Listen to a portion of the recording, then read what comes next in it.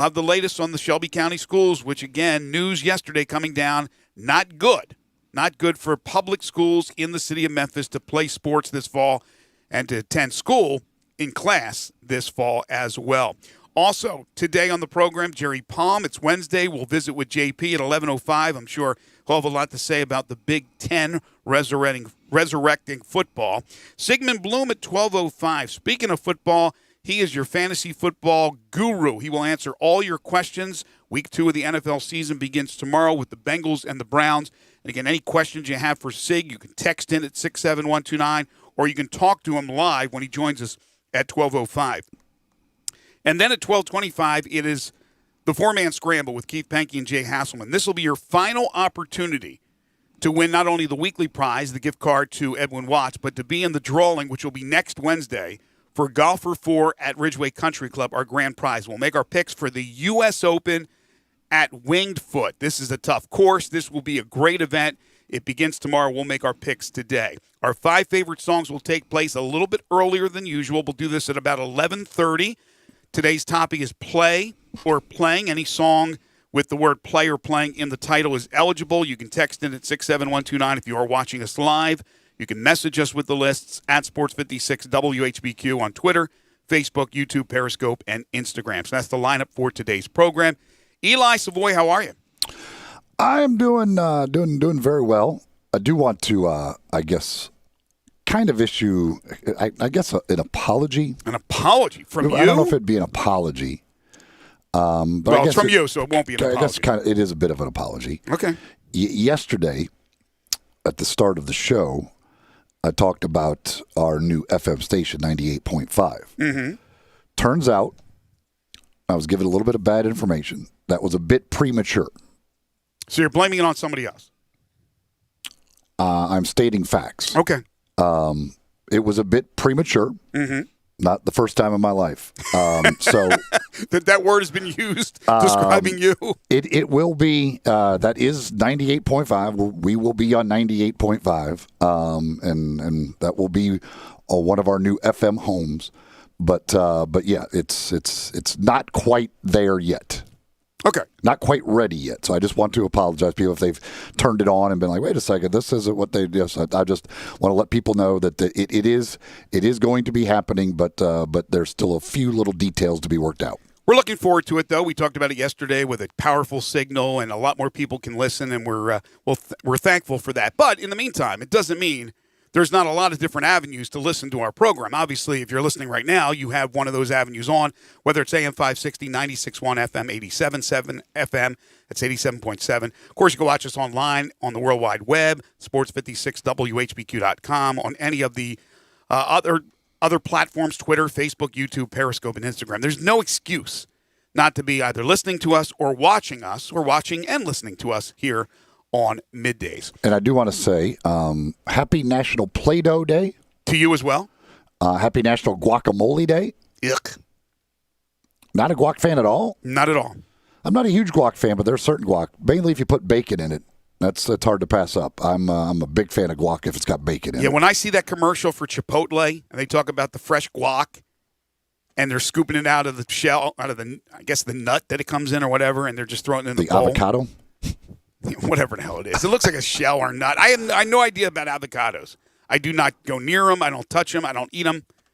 I do have to pick one out every once in a while at the supermarket, at the grocery store for my wife, and I always ask somebody, so how do you pick out a guacamole? Is it supposed to be soft, hard? You don't pick out a guacamole. You pick out the avocado to make the guacamole. That's what I mean, an avocado. How do you pick out the avocado? So I get some assistance as far as that's concerned. But, again, happy Play-Doh Day to you. Did you play with the Play-Doh as a kid? Oh, gosh, did I ever. I loved Play-Doh when I was a kid. Used to put it on the comics, and get the comics to come up on the Play-Doh. That was silly putty. No, you could do that with Play-Doh. Could you? Absolutely. It's silly putty. I would do that with the comics. Yeah, Play-Doh was awesome. Play-Doh, you had all the cool things. You had like the fuzzy pumper, man. The guy's hair would grow with the Play-Doh coming out. You had all those little things. You just pumped it up, and the Play-Doh would come out, and the streams. Yeah, that's something that's lasted. How many years? Play-Doh has to be. I'm guessing Play-Doh came out in the 50s. That's just a total guess. Yeah, I don't know. I don't know when it came out, but yeah, I mean it's been around. it's been around a long time, and it's still It's relevant. It stands the test of time. It is. It will. It's just it's a good quality activity for the kids. My granddaughter, who's 5, she's always with the Play-Doh. She mixes them all up, though, so that's terrible. All the colors are all mixed up. Oh, there's nothing wrong with that. Anyway, who knew there was a National Play-Doh Day? There is. Happy Play-Doh Day to you and yours out there in our listening audience. Do not mistake the Play-Doh and the guacamole, though. That would be a bad thing. Do not dip your chips in the Play-Doh and start playing with the guacamole. That's going to be a bad deal. Make sure you get your things straight on which day you are celebrating. Yeah, or put the guacamole into the Play-Doh canisters. Don't do that as well. All right, so the big news this morning is the Big Ten has reversed field, and they will play fall football. It will be starting on October 24th. The game plan is to play 8 league games and then a 9th game, which is weird, which would be on their championship day, where there would be the championship up for grabs with the top 2 teams, and then not every other team, but some of the other teams would play a 9th game, 2 versus 7, 3 versus 6, 4 versus 5. That's the game plan. The problem is there's no bye week. There's no bye week built in. So here are some of the things. Without a bye week built in, the chances of them playing all those games, very minimal right now with everything that's going on with COVID. They have a 21-day suspension of play for players testing positive. So again, a player tests positive, 21 days. They are quarantined. And they have a shutdown threshold of 5% positivity rate on a team. 5%. So they are making sure there is a lot of precautions in there that even if 5%, some would say, well, that's a lot. On a football team, it's not, but it's enough to close you down. Now, Pete Thamel says, why did the Big Ten change its mind? This is Northwestern President Shapiro. The medical opinion changed. There have been a lot of advances in understanding the pandemic and myocarditis. Remember, they were hanging their hat on that heart condition, myocarditis.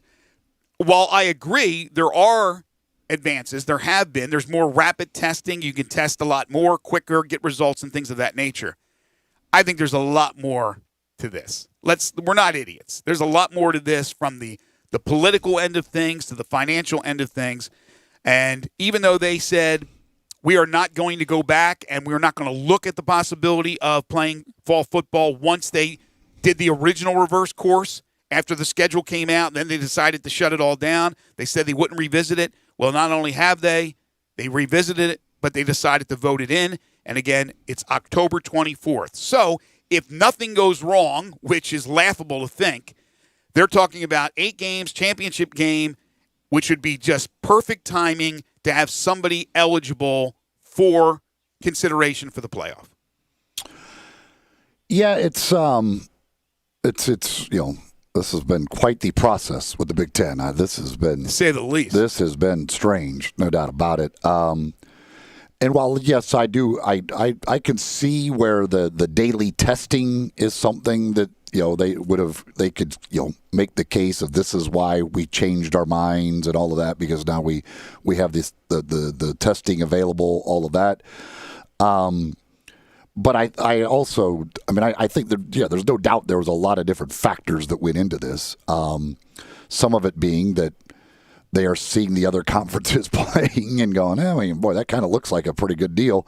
Yes, there's been some stumbles here and there, but boy, they're showing that you can play football games right now, and we're not things aren't going completely crazy. We're not seeing outbreaks of just taking over society because they're playing football. And when you start looking at the financial stuff of it, and you got your coaches and your players and everybody else that is protesting or whatever, I think the presidents just kind of realized, that's probably smarter for us to just at least give it the old college try. Yeah, when you have a lot of people that hate you for what's going on, you have protests going on with players, you have lawsuits that are happening from parents. The ADs are not happy with you. The coaches aren't happy with you. Obviously, the players. You would think it was leaning towards this. In my opinion, even though I didn't hear word one personally, just read the stories that everybody else read, I thought they were going to change their mind. they were going to go down to this avenue. And my thought was they're not going to be out of the playoff, or at least consideration for the playoff. And all the chips are probably in the corner of Ohio State. They're not going to let that happen. And I was absolutely right. Now, again, how do you go through this season without a bye week playing all your games? What happens if every team misses a game or two because of that 5% rate? You're going to have 6 wins or 5 wins get you enough to be a playoff team? No. I don't think that would be right. Now, if Ohio State goes 8-0 and then wins the Big Ten championship, they're going to be in. They're Ohio State. They're going to be in. Sandy Barber, the Penn State AD, says the Big Ten has determined no fans at games. Families of players will be accommodated, but no fans per se at any of the games. Now, while that's happening, and the Big Ten talks about the medical advances, the testing advances for the reason why, which, again, is part of it, only part of it, and maybe even a small part of it. While that's happening, you still have all this stuff going on. You have Florida Atlantic canceling practices because of a COVID-19 outbreak. You had what Ed Orgeron had to say yesterday about LSU, that he thinks most of his players have already contracted the virus. But he's hoping that there's not a second round for everyone. You have the Arkansas State Red Wolves, and, of course, the controversy with the Memphis Tigers and all of that, going out to Manhattan and winning at Kansas State, and now announcing that their game is off for this weekend against UCA, Central Arkansas, because of COVID-19 outbreak. They say they can't even assemble a full 2-deep, so they're going to postpone that game until October 10th. So you have all this negative news out there, yet the Big Ten decides at this time, okay, count us in, after saying count us out for a month or so. Yeah, and I also think that the whole idea that they were standing behind this myocarditis reasoning as one of the big things they couldn't play, I just think that as more and more stuff came out, like, they realized that was just not something they could stand on. That was never going to work as their reason for not playing. Right, absolutely. And also, this is pretty good news. The American, according to Chris Vanini, announcing today it has partnered with Virtual Care for Families for a rapid antigen test for teams the day before games. So that'll be 3 weekly tests for the American Conference. And it's already being implemented for this week. I don't know how many teams from the American are playing this week, but that's already being implemented. So there you go. That's the latest. That's your COVID-19 report. But the big news, the Big Ten. Now what happens with the Pac-12? Because you had, who was it yesterday, Slovis, that came out from USC? Mm-hmm. And Amon-Ra St. Brown, one of their wide receivers. Okay, so they came out and said, let us play. The plea to the governor, to Governor Newsom, let us play. Do the Pac-12 officials now get together? Because, they're kind of lapdogs for the Big Ten. They follow what they do. Will they hold true to form? They're the ones that said no sports whatsoever until January 1st. Will they try to do something quick? I'm not so sure they will. But now you have the players even more upset because now the Big Ten guys who voiced their opinion and had the thing changed, like Justin Fields, who had the support of many, many people in those signatures, now they're playing football. So we'll see if we get this immediate reaction from the Pac-12. I would not think we would, but that would just be my guess, because I don't know. I think you're right. One, I don't know. I'm not real sure how much people out there care. It's not certainly not nearly the outcry that we saw in Big Ten country from players and parents and coaches and AD. The whole Big Ten was ready to rebel. I don't know that that's a big problem in the Pac-12. And they're dealing with fires right now. Yeah, and obviously there are in some places much bigger things to concern themselves with, and the political climate is different out there. So it just is what it is. Yeah, no, you're right. I tend to agree with you that they'll stay true to their word and won't play fall football. I do think we at some point here need to hear from Bill Hancock and the playoff people as to, like, what is the minimum number of games a team has to play? Like there has to be some sort of ground rules about eligibility for the playoff this year. Like you can't just do this willy-nilly and kind of go into, we'll just see what happens, and then we'll figure it out at the end, and we'll name 4 teams, and we'll go from there. Like to me, there has to be some sort of standard that you at least have to meet to be eligible for the playoff. Yeah, I agree. Again, I'm agreeing with you too much this morning, but we know Bill Hancock. He's a friend of the show. He's a brilliant guy. But Bill Hancock seems like he's kind of the guy that would be like, let's see what happens. He is not, I don't want to call him willy-nilly because he's really brilliant. He's a brilliant guy. But while we need to hear that, I don't think we're going to hear that, at least not right now. And I wonder, like in the Big Ten, like when they're talking about a conference championship game, what if, what if one team is 5-0 but couldn't play 3 games? Are they in the championship game?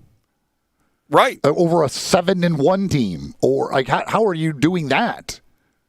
There's no doubt if you're trying to play 8 games in 8 weeks. There's no doubt that some of those games are not going to be played. I mean, I would be stunned if they are able to all play 8 games in 8 weeks without any problems whatsoever. Some of those games are going to be missed. So how do you sort through that? Right. How about if the SEC gets all 10 in? 10 or 9? What's the SEC doing? SEC's 10. 10. They get 10 games in. Let's say the Big 12 gets their full allotment of 11 in. 1 non-conference and the other 10 being conference games. So they're 9-1, 9 plus 1. It's 9-1. Okay, so the there's maximum. Only 10 conference teams. Are there any conferences that are trying to play 11? The American. The ACC is playing 10 plus 1. Okay, so let's use the ACC for an example. The Clemson plays 11, and again, more than likely they're going to miss a game somewhere. But let's say they play their 10 conference games, the 1 non-conference game, and the Big Ten, because they have no bye weeks, they have no way to fix the schedule. You're not going to play 2 football games in a week. They only get 6 games in. You're going to have 11 and 6 or 10 and 6? I don't think so. Well, yeah, I mean that's the whole. It goes to the what if Notre Dame is 10-1, but Ohio State is 7-0. Mm-hmm. Like, how do you?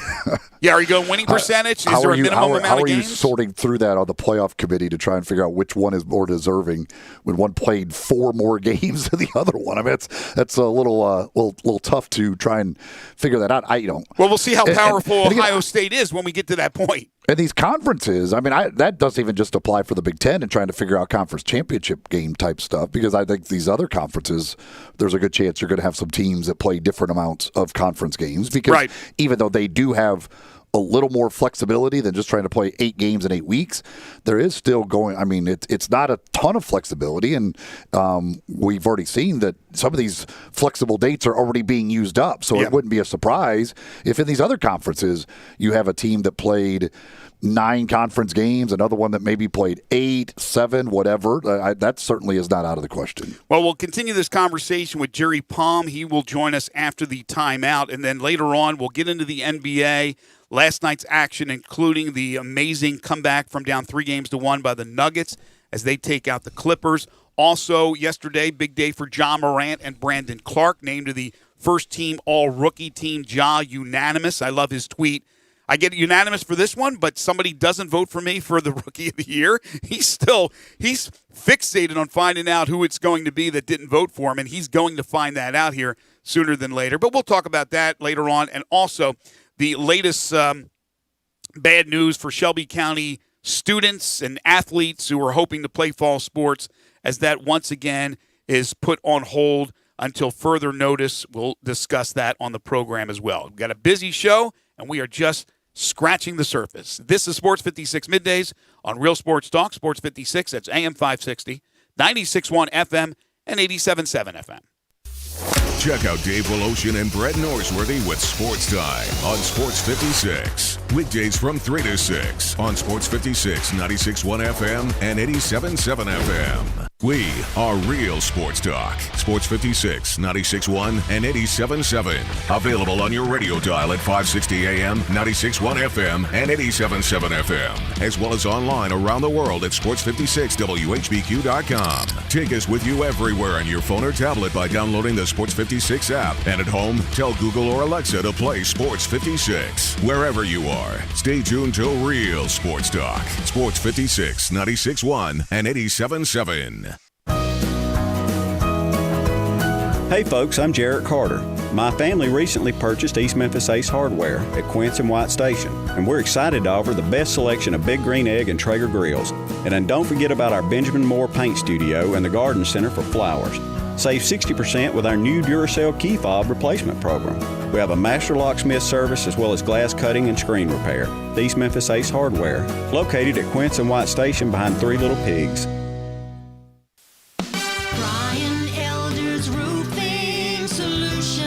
Chris Price here for Brian Elder Roofing. The storms we've had over the past several months have been devastating to our communities. The rainy season is ahead. You may have not even noticed the dripping in your attic, water stains throughout your home, or even worse, mold and mildew. Please call Brian Elder Roofing and we will send out our project managers to assess any damage. We will not try to sell you a roof if all you need is a repair. We will measure your roof from outer space. 0% for 60 months, even no payments till 2022 are available with approved credit. If you've noticed missing shingles, water stains, leaks in your roof, call us before you call your insurance company at 867-0303. That's 867-0303, and we will provide a free, thorough inspection of your roof's condition. Call 867-0303. Brian Elder's Roofing Solutions. Hi, this is Rob Brown. Join Pete Cordelli and me for Sidelines Saturday mornings, 8 to 10 a.m. on Sports 56, 87.7, and 96.1 FM. We'll cover the Memphis Tigers, the SEC, recruiting. Hey, if they keep score, we're covering it. Check us out on the website at sports56whbq.com and sidelines.live. Sidelines is brought to you by Duncan Williams Asset Management. Saturday mornings, 8 to 10 a.m. Get up and give us a call. Now, back to Sports 56 Middays delivered by FedEx. Visit FedEx.com/e-commerce to learn how FedEx helps small businesses grow every day. This hour is also brought to you by Action247.com. Here once again are Greg Gaston and Eli Savoy.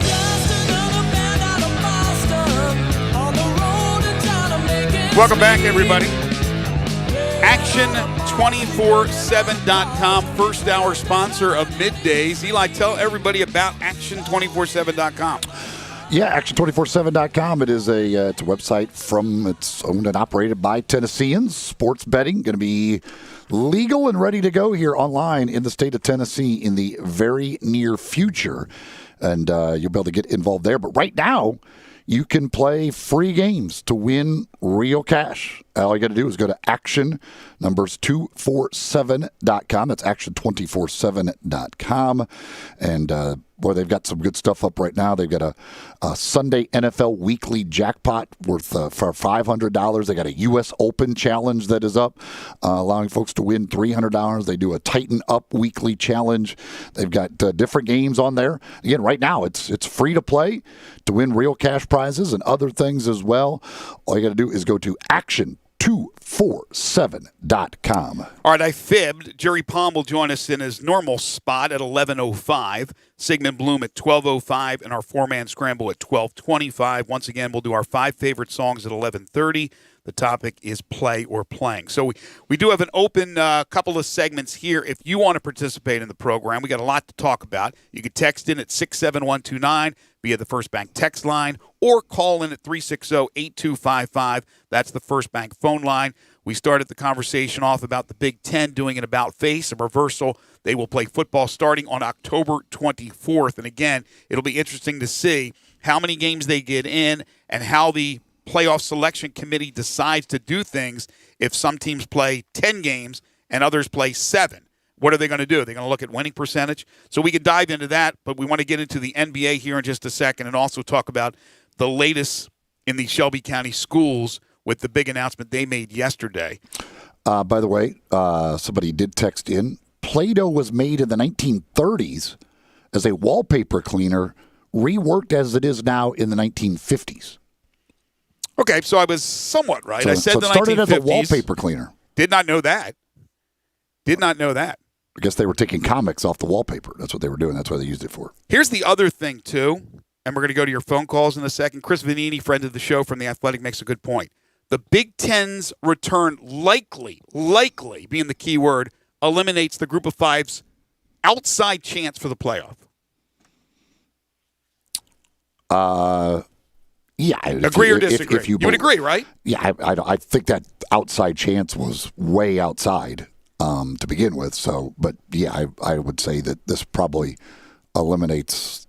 This takes basically a 1% chance down to 0. But he does say it'll be an interesting debate if you have a 6-0 Big Ten team against a team that's 10 or 11-0 from a Group of Five conference, which is obviously only the American or Conference USA or Sun Belt. Raider Corey texts in 67129, says, I love my sports, miss my sports, and I'm glad they're trying to play. However, if this was all about political pressure, I'm not a fan. And on the surface, this is what it is. But anyway, Warren was in a no-win situation, and I feel bad for the guy. Medical, politics, and financial. It's all those reasons, in my opinion, bundled into one. Gar has dialed in at 360-8255. Hey, Gar. Good morning, gentlemen. Morning. I was going to. The guy stole my thunder on the American slight. I agree with Eli, but isn't it funny? I was telling a guy yesterday regarding the minimum requirements for the playoff. I said, however many games Ohio State wins. Exactly. Because let's be honest. Here's the key, and they are one of the best teams in the country. Everybody knows that. But I think what's going to happen is the only way you can do it with the COVID is by rankings. You know, and if people want to rank Ohio State number 2 at 6-0, so be it. Well, I mean, they're going to have their they're still just going to have their committee picking the teams, and so it'll be up to that committee to sort through them. But yeah, and you're probably right. The standard will probably be the number of games you have to play to be eligible is the number of games Ohio State plays this year. Yeah, but here's the interesting thing. So I would imagine that part of the criteria of the selection committee members is to look at the polls, but that's probably just a slight criteria. That's not the end-all, be-all. Ohio State is now actually out of the top 25 because they've taken every team out that wasn't going to play. So now that they're going to play, what are they going to do? Are they just going to quickly thrust Ohio State back into the 2 position? Well, I would think so. Gosh. Yeah, that's the question I asked on Monday. Like, what if they do vote to play, how quickly do you put them back in? Do you wait till they actually start playing, or do you put them right back in now? So Ohio State, you'll possibly occupy the number 2 spot for over a month before actually playing the game. You know, and the other thing is, let's face it, I think this takes 2 out of the SEC out. Unless... Not necessarily. Not necessarily. Here's the thing. The Big 12, Texas and Oklahoma are the only 2 that have a chance. And they do they play each other? Yeah, because everybody plays everybody in the... Okay, so one of them, they're doing it their normal round robin. Yes, there is a game scheduled between them. I would think they will try and get that one in. They could play twice. There's a good chance they will play twice. You know, and I think one of them's definitely out, and I think Oklahoma tarnished itself. People are sick of them.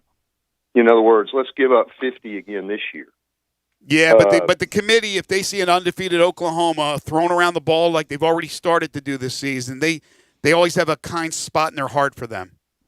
True, but I don't know. I think it could be a lot tighter than years past, given that there's less teams to pick from. Don't you all? I agree with that. I do agree with that. Thank you, Gar. Appreciate the phone call. Sure. I think you're right on about that. It'll be tighter because you have less to choose from, and I think there'll be a good debate now going on. He'd like to be a fly on the wall in those meetings when they take place, although who knows, they'll probably be doing Zoom meetings in their own homes, but it will be interesting to see if a team, again, plays 9 or 10 and another team plays 6 or 7 and they're undefeated, how they're going to compare the two. Do we really have less teams to choose from? I mean, the Pac-12 has kind of self-eliminated itself the past few years. Like, we're picking from the same teams we've been picking from for the last 3-4 years. Yes, but It's these conferences that have taken all of those spots. Yes, the but ones that aren't playing. USC, who knows what would have happened if they played? They were expected to have a pretty good season, and But I mean, compared to the last few years, we have it's the same group Right. we're picking from. There's no less teams this year because the Pac-12 wasn't a factor in it really anyway. It was the Big 12, ACC, Notre Dame, SEC, and the Big 10. yes, but I think, and maybe I'm wrong about Gar's point, is that again because we're going to have a disparity in games played, that it's going to make it tighter, even though it's the same teams we're choosing from. In other words, how about a one-loss Georgia versus and a 9-1 Georgia versus a 7-0 or 6-0 Ohio State? What happens there when they play 2 or 3 less games? That's going to be what bunches it up a bit. Not that there's a bunch of different teams in there to choose from. 360-8255. If you'd like to follow up Gar, you can text in at 67129. Somebody texts in, so do you guys think the cornerback Wade will play now? I don't. We had a lot of guys from the Big Ten who opted out originally. Some were opted out before they even made the decision to cancel the fall stuff. Right. And a lot of those are high draft pick guys. I don't know how many of them actually signed with agents already. I don't know if this guy Wade, his was obviously just a couple of days ago. I don't know. I mean, a lot of those guys, if they haven't signed with agents or done anything to jeopardize their eligibility, I guess any of those guys could still make the decision to come back and actually play. I can tell you this, Ryan Day will open up his arms to get him back if he hasn't signed with an agent, but I don't know if that's the game plan with him and his family. We know that Justin Fields never said anything about opting out. All he did was put together that voting thing where the signatures, what is it called? A petition to play. And Justin Fields is going to play football, as far as I know, for Ohio State. So we'll see if any of the other guys that opted out. Penn State's had a number of guys that have opted out, some other schools in the Big Ten. I would bet, though, if you've already decided to opt out, you're not going to opt back in. But who knows? We had a guy for Texas last week who quit in the middle of the game and then opted back in. So he's back on the team. Anything and everything is possible. John in Covington texts in at 67129, the First Bank text on. He said, I had that heart condition. It was very painful.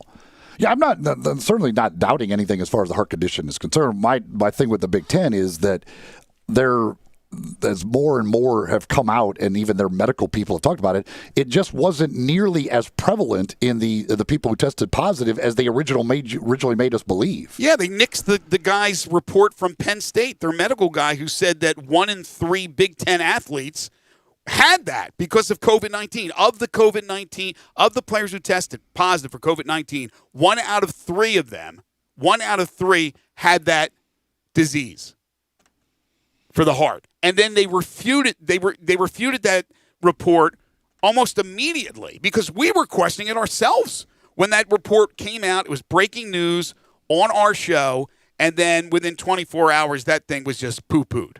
And then, there was the one Ohio State doctor who came out the other day and talked about the study they did, and I think it was on the myocarditis. Yeah, he's one of the leading guys. He was part of the thing, and he said it was 4 out of 26 that they looked at had it. It was and he even said part of the problem is all this evidence we are finding is being presented in the wrong way. He said he said it should be presented as 85% of the people we looked at did not have it. Instead, they're trying to focus on the ones who do have it and actually make it sound worse than what it is. Right. All right. Switching gears, Shelby County Schools yesterday announced that they are keeping fall sports shut down. There is no notice of the possibility of it returning this year. I mean, nothing's been indicated. The sports is indefinitely shut down until further notice. And everything I read yesterday on Twitter, there was going to be some sort of protest today at the school board. Now, I haven't seen anything on Twitter. Yeah, there is. Is it going on? John Varlas has tweeted some stuff that there are some kids there. Okay, so some kids that just I'm sure some parents and maybe even some coaching staffs that are there protesting this shutdown. Again, this was something that I guess wasn't unexpected, but Nashville and their public schools inner city decided, a week ago that they would return to playing sports unless they've had an about face. I don't think they have had that. So Shelby County, I think, is the only schools in the entire state that are not playing football or playing fall sports. Is that correct? Yes. Everybody else is playing. Yes. You got to feel horrible for these kids. And again, I understand that first and foremost for anybody in the Shelby County school system, in the mayor's office, in the county mayor's office, is the safety of their people, especially teenagers and children and the more vulnerable. But somebody pointed out on Twitter, not only one person, that we'd rather have a chance to play football and God forbid, we catch this virus. Hopefully it won't be anything serious. And if you look at the percentages, especially for young people, it will not be. Or the other option is our son or whatever being found in a casket. In other words, this gives them an opportunity to do something positive, to be around others, the camaraderie, the competition, all of that. Whereas if they don't have that, what they're saying is then there's more of a chance that maybe some will get into trouble and some will be around people they shouldn't be around. Sports, in particular here, football, gives them an opportunity to be able to do something positive. So why shouldn't they be afforded the opportunity to risk it, even though the risk is very, very low, that it's going to be again, if you get COVID-19, for the most part, it's not serious. But there has been quite a few people that have died. So in a sense it is, but is it for that age group, for that range? No, it's not at all. That's the thing. There's barely any that have died in that age group. Right. So that's their argument. This is... I've said from the beginning, I don't understand it. I don't understand why you can't give them and their parents the option to make the decision that they want to play football or whatever sport it is. I don't know why you're taking that away from them for an age group that is. I mean, they're at. If they get it, probably will never show a symptom, and if they do, it's not going to be anything serious. In 99.9% of the data, or according to data, would tell you that it's not going to be anything serious in their age group. Let me ask you this. If they don't want to play, they can choose not to play. They don't have to do it, or if their parents don't want them to play, their parents can say, "No, you're not going to play." But why should the others who do want to play, and some who will now, may miss out on a chance to get a college scholarship, or could have gone to college because they would have gotten a scholarship. Now they will not get that opportunity because they did. Family can't afford college. If they don't get a scholarship, they're not going to. You can't go. It's not like college athletes here. We can't just give them an extra year of eligibility. Those seniors aren't going to get to play now. That is it. They're done. I just don't understand this. I know there's at least one media member who I'm sure is dancing today, and he's probably the most excited he's ever been about anything that's ever been decided. But this is just ridiculous. There's no reasonable explanation to just say we're not playing any of these sports when the rest of the state is playing them. Yeah, you make a good point about the opting out, right? Everybody at every level, even professionals, have the choice to opt out if they like. And you mentioned that in college, everybody's getting another year of NCAA eligibility, but that's not happening in high school. And kids who are hoping to showcase their skills for a college scholarship and a degree, hopefully, and a great paying job one day will now have a tough time because financially they can't afford school. So you have that going as well. Now, my question to you is, for a long time with the Big Ten, and I still think it was part of their decision to not play football, but now that has changed. I think they were worried a lot by the legality, right? They were worried that if one of those student athletes gets a positive test and ends up having to go to the hospital and is on a ventilator or even worse, dies, then we are going to have a lawsuit like none other. Do you think there's any kind of worry from the Shelby County schools about legal stuff? Well, I am far from a lawyer, but I mean, they are in no way forcing anybody to play sports if they just make it available. You don't have to play. So if you choose to play and you get sick from it, I mean, that's it. You were willing to do that. You're not doing it because you're not playing in order to keep a scholarship or anything like that. Like you are totally making the decision to play that sport if you want to.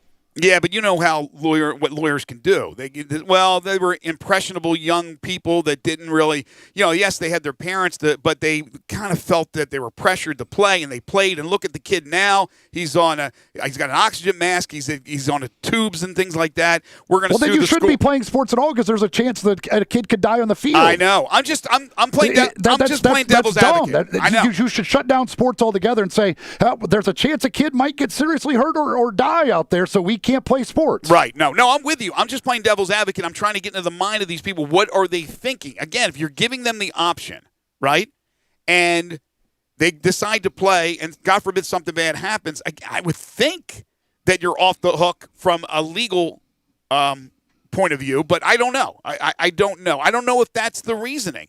Again, I believe that they have the welfare of these young men and women, these boys and girls, in their best interests, but they're the only ones doing it in the entire state. Well, I would think if it's not because of safety, because of health, then it is absolutely because they are afraid of legal issues. It can't be anything else.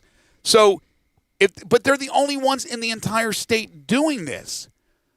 I don't understand. You're right. Give these kids the option. The parents, if they want the kids to play and the kids want to play themselves, the coaches are there to help them.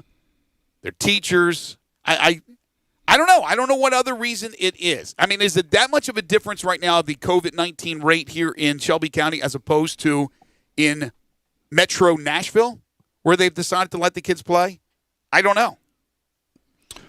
Somebody texted the first big text line, says, because ultimately it's not about them. It's about who they can infect. High school kids don't live in a bubble. Lots of them live with older parents or even grandparents.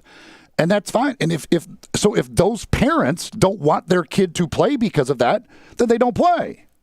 But if those parents are willing to say, yeah, we're fine with it, hey, you can play, then let them make that decision. Why do you have to shut it down, the entire thing, and take away that decision from every one of the kids at every one of those schools? Obviously, the private schools don't have to adhere to the Shelby County Schools decision, and they've been playing football, and there have been little outbreaks, but nothing major, right?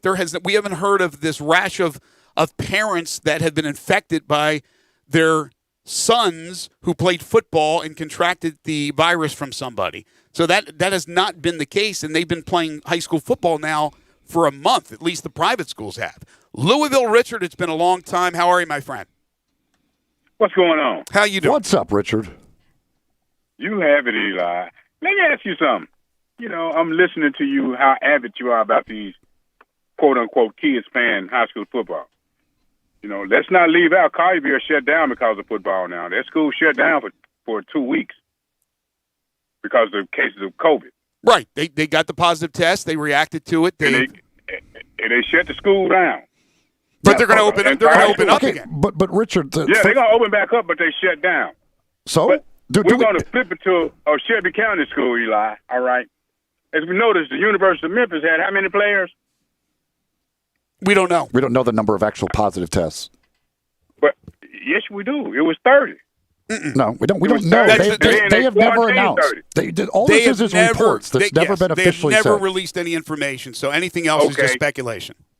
Okay, let's just say 30 on the team here and 30 on the team there, because it's possible, because the importance of health and how it's prioritized in the inner city, right? Because most people live with their grandparents or somebody, as you said. If a team loses 30 players, their team is done, correct? They're going to cancel a game, no question. They're not coming back the entire year, Eli. You're talking about Richard. What you is talking about college or high school? Richard, I don't understand what your point is. Richard, first of all, the one thing Memphis did announce with their thing is that it was not. They don't believe it was contracted in football-related activities. It was social-related activities. Do we know the kids at Collierville, the 5 or 6 or 7 of them, do we know they got it on the football field, or maybe they just did it because they're high school kids and they're out with friends? Do we know any of these were actually contracted on the football field? So if we don't play football, we think none of these kids are ever going to get the virus because they're not playing football? Okay, we're not hearing about them getting it now, right? And they're not playing, they're at home. Virtual learning, correct? What? So they're not contracting the COVID right now. Well, we don't know. We don't know about everybody. We're going to assume that they're not, since you're assuming that those 5 kids, when they said they were football players, didn't get it in football. I'm not making this. We don't know how they got it. I do know Memphis announced that they believe it was from social activity and not from football. Well, here's the thing. It became public because Collierville had to cancel a football game. Yeah, so we wouldn't have known about them. If kids are just on their own, we don't know. I mean, again, virtual learning is one thing, but they're still going out and they're fraternizing with their friends. They're going out and they're still doing things together with friends. So we don't know how many of those kids are sick right now. It's not public knowledge. It's not a news story, right? Okay, I'm gonna close it like this here. We do know that Arkansas State not playing anymore, right? For a minute, right? For a minute. And when they play, and who did they play last? Who was their first game against? Memphis. And when did we say that this happened? On the Sunday after the game? Again, man, I don't get this correct. Richard, we do not know the exact time. We don't know if some of those Arkansas State players had it before they played the game and tested negative. We don't know if they got it from playing the Memphis game and got it from Memphis players. We don't know any of this stuff. We do know Arkansas State's not going to play. They're not going to play their next game, but then after that, they're going to play again. The guys are going to go through their quarantine. 14 days. Okay, and then they're going to be okay, and they're going to play. None of them are on ventilators. None of them are in the hospital. But that's the difference in a high school and a college. That high school team is not going to play again. You think they'll shut down the whole season? You don't think Collierville's going to play again? If they played in a team within this county, when there were 30 players that came down positive, even if it was 15 that came down positive, because some teams only have 30 players, right? If those, man, they would not play football again. So, bottom line is, even if that happens, so what? But bottom line is, you think it should be shut down. They're not. You know what they're not going to do right now? They're not going to play football at all. So why if they canceled the season after 2 games, would it be so bad? But canceling the season with 0 games is the right decision. But he has a plan. What is it? Once we get under 10 cases, a week? Then we got to get in single digits, man. We're over 100 cases, a day or a week in Memphis? We got to get under that, to make it safe. If you don't believe in the safety of the children, all you're caring about is, yes, I want to see these kids out here playing football. It's bigger than that, man. All right, Richard, listen, thank you, bigger than that. Appreciate it. I don't understand your point, but whatever. Well, our friend, how crazy it would be if we have to cancel the season after 2 games. So we should cancel it before those 2 games, and that's way better. I want to get the thoughts. We got to take a break. I want to get the thoughts of our friend Glenn Rogers, who's of course on the MUS coaching staff and has been there for a long time. They're playing games, obviously, as a private school. We'll get Glenn's thoughts after this. But again, no, I appreciate Richard giving us his thoughts on what he thinks should be happening, and he agrees with the decision to shut things down and to keep things shut down as far as the Shelby County schools are concerned. All right, we'll take a timeout. We'll come back, and Glenn will join us. This is Middays on Real Sports Talk, Sports 56, 96.1, and 87.7. Search Sports 56 on Facebook and give us a like. And follow us on Twitter at Sports 56 WHBQ. Hi, this is Troy Fiveash, owner of Fiveash Roof Services. You've heard me talk about how we offer the best products, the best warranties, and the best services for years. Now let's talk about pricing. Pricing should never be the only reason you hire a contractor, but in today's world, pricing is always a consideration. So we suggest you get 2 or 3 estimates for your roof replacement from a reputable, licensed, and insured company, and then give us a call. If we can't beat your best price for a comparable roof system by more than $100, we'll give you $100. It's that simple.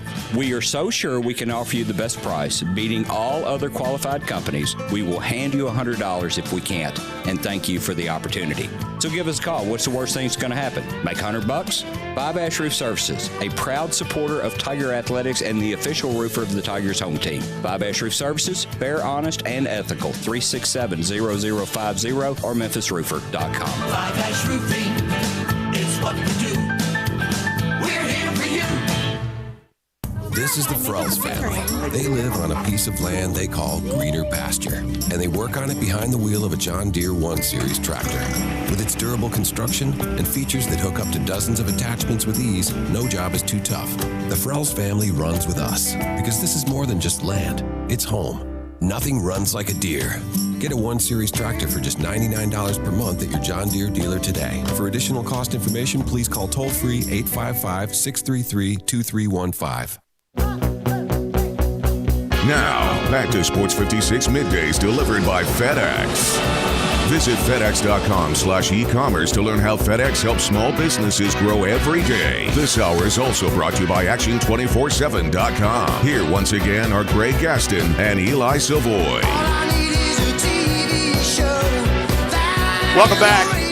I appreciate the opinion of Louisville Richard. His opinion was that he thinks they should be shut down right now until the numbers are in single digits, and that'll be great that day that we hear that the positive tests around Shelby County are single digits, but that's probably going to be a ways away. Glenn Rogers right now is coaching the MUS Owls, and they are playing football as they are one of the private schools in the area, and Glenn joins us now. Coach, how are you? Hey, good morning, guys. Just Greg and Eli. How y'all doing? Doing well. You heard Richard and his opinion. You heard Eli and his opinion. You know what's going on. So give us your thoughts. Well, first I want to tell you guys outstanding job on the game when we played Christian Brothers. You guys did an outstanding job. Thank you. I think there's a way to play football, and there's a way to go to school. We're doing a hybrid schedule where the kids go. Some kids go 2 days out of the week. Some kids go 3, and then they rotate the next week. But you got to spend the money, Greg and Eli, on the equipment, on the thermometers. You got to spend money on the mask to make sure everybody has a mask on. And you got to have ways and spend money on educating the teachers and administrators and the kids and the parents on social distance. So there's a way to do it. Football-wise, I think the kids are much safer. I heard Nick Saban say this. The kids are much safer with their coaches in their sports is an extracurricular activity. But the kids, you take these kids and, I'm driving around right now at lunch, and there's more kids walking the streets and out and about than there are. These kids should be in school, virtual learning. I don't see that. And I got a number of friends that are coaches and teachers in the public school system that said that this thing is a joke. If you're thinking these kids are online right now, virtual learning, get out in your car and drive around and you'll see how many kids are actually at home. Well, wasn't there a story in the just here, I guess earlier this week, that there's like 3,000 kids that they're like are unaccounted for? Like they've done like nothing, I guess. Eli and Greg, there are kids and parents that still haven't picked up computers yet to start school. They're still some places are still passing out computers. So what does that tell you? The best thing is to have these kids in a building somewhere and have the teachers and administrators educated on the social distance, the masks and the thermometers, and find some type of way to get these kids back in school a certain number of days a week. You have to weigh the pros and the cons of how this will affect these kids, but also, and Richard made a good point about what about those that are living with grandparents and older people who are affected a lot differently from the COVID. That is something also to take into consideration. But then again, also without football, they're out there and they're gallivanting and they're fraternizing and they're out there with their friends more than they would be in a structured environment. Exactly. Greg and Eli, you and I both know. If these kids are not in a structured environment, being under adult supervision, these kids are out and about. They're not staying at home. If somebody think these kids are staying at home, they're living under a rock. Okay? And we got 3 guys on our team that opted out for those reasons. Their parents were worried about the grandparents and themselves with pre-existing illness. There's nothing wrong with that. sports is optional. So if you feel unsafe or you feel like it's going to affect your family, pull your children out of sports. There's nothing wrong with that.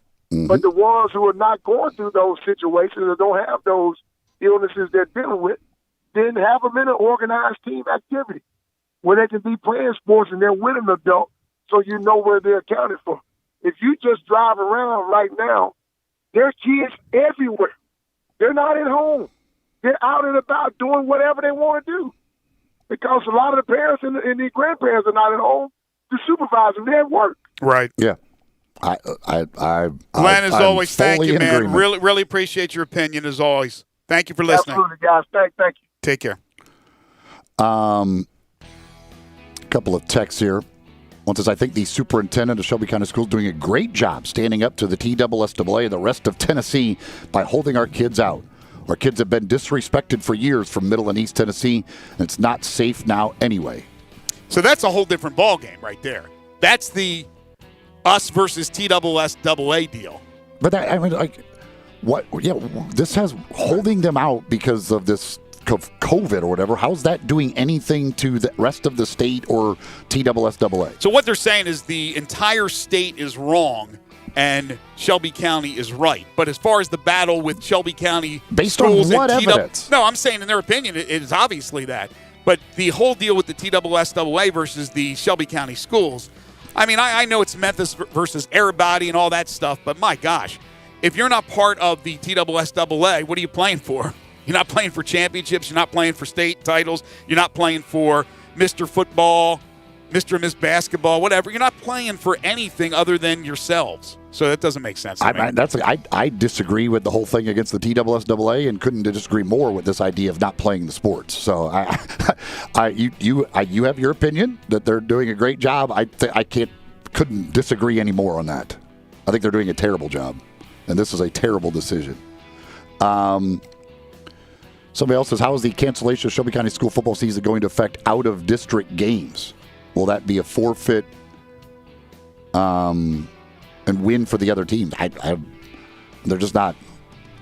They're not playing the game. I don't know. It doesn't matter if they're out of district games. They don't matter for anything anyway. So yes, I don't. You could either replace the game on your schedule if you were like what Christian Brothers and MUS and others have done. They went out and found replacement games for those that were supposed to already be played, and now the ones that are on the future schedule, they could go out and try and replace them. But otherwise, it's not a game. It was never played. Yeah, I think the most important thing is within the districts or whatever it is, how they break it down. You're playing the teams within your I'll call it division for lack of a better term. That's all that matters. The games that are outside of it, if they're canceled and made up, fine. If not, it won't matter that overall record, right? It's the record within that division or that group, whatever it is. Again, I forget how they break it. A district, I guess. District. It would be, that's more important, playing the district games. It's just like playing the conference games in college football as opposed to having your one non-conference game canceled. Yeah, I mean, the game. Yeah, there's no forfeit. It doesn't have to be a forfeit. It's a game that did not get played. It doesn't matter whatsoever. So I think most people want the sports to happen, but the risk outweigh the rewards, and the logistics to make it happen safely with high schools are nearly impossible. Why? We've got high schools playing. I've seen Christian Brothers play 4 games this year. All hell hasn't broken loose. We called a game. We broadcasted a game. I broadcast 4 of them. I watched them. I haven't heard of just a rash. They haven't one player miss a game yet. And with some fans in the stands, too, by the way, at these games. All right, we got to take a timeout. Jerry Palm next. We'll get back into the Big Ten decision, talk some college football. This is Middays.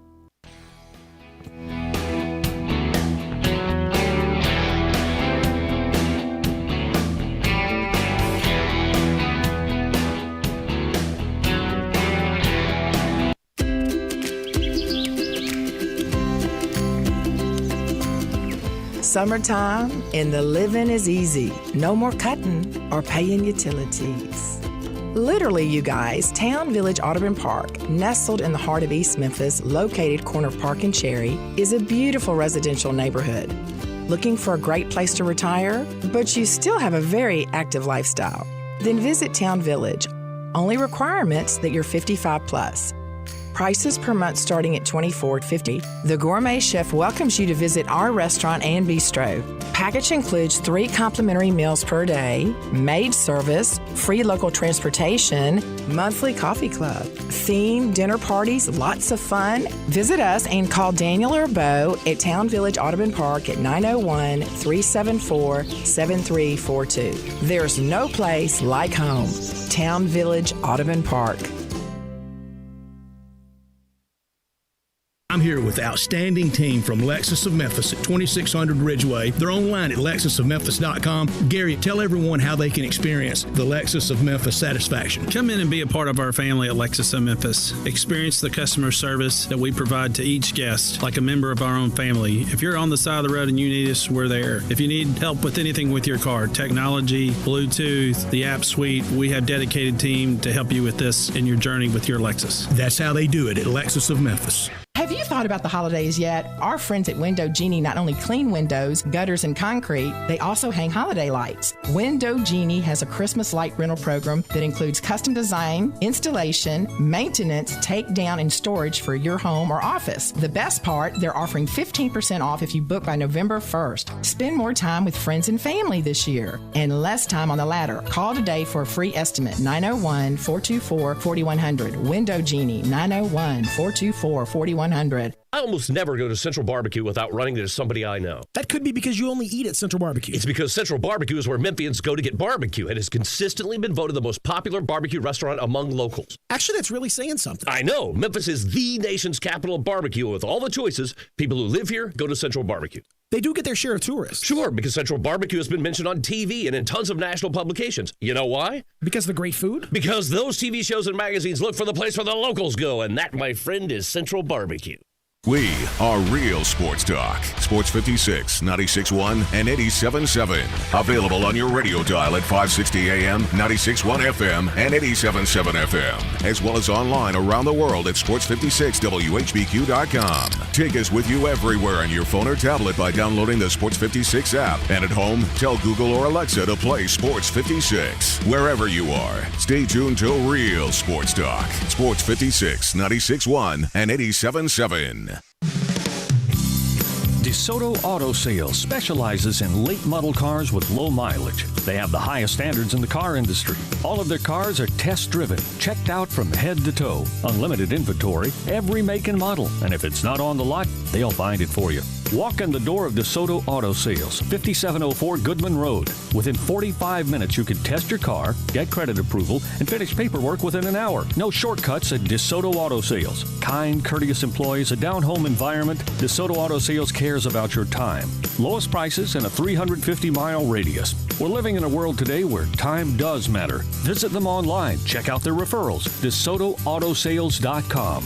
Very proud to serve DeSoto County and other surrounding areas. DeSoto Auto Sales, 5704 Goodman Road. Call 662-890-7184. 662-890-7184. Come on down to DeSoto Auto Sales.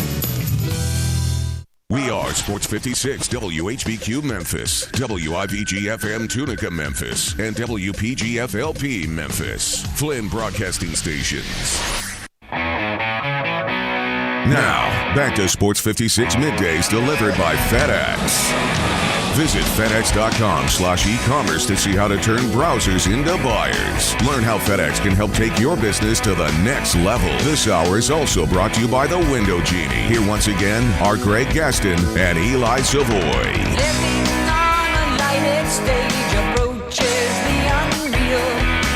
Welcome back, everybody.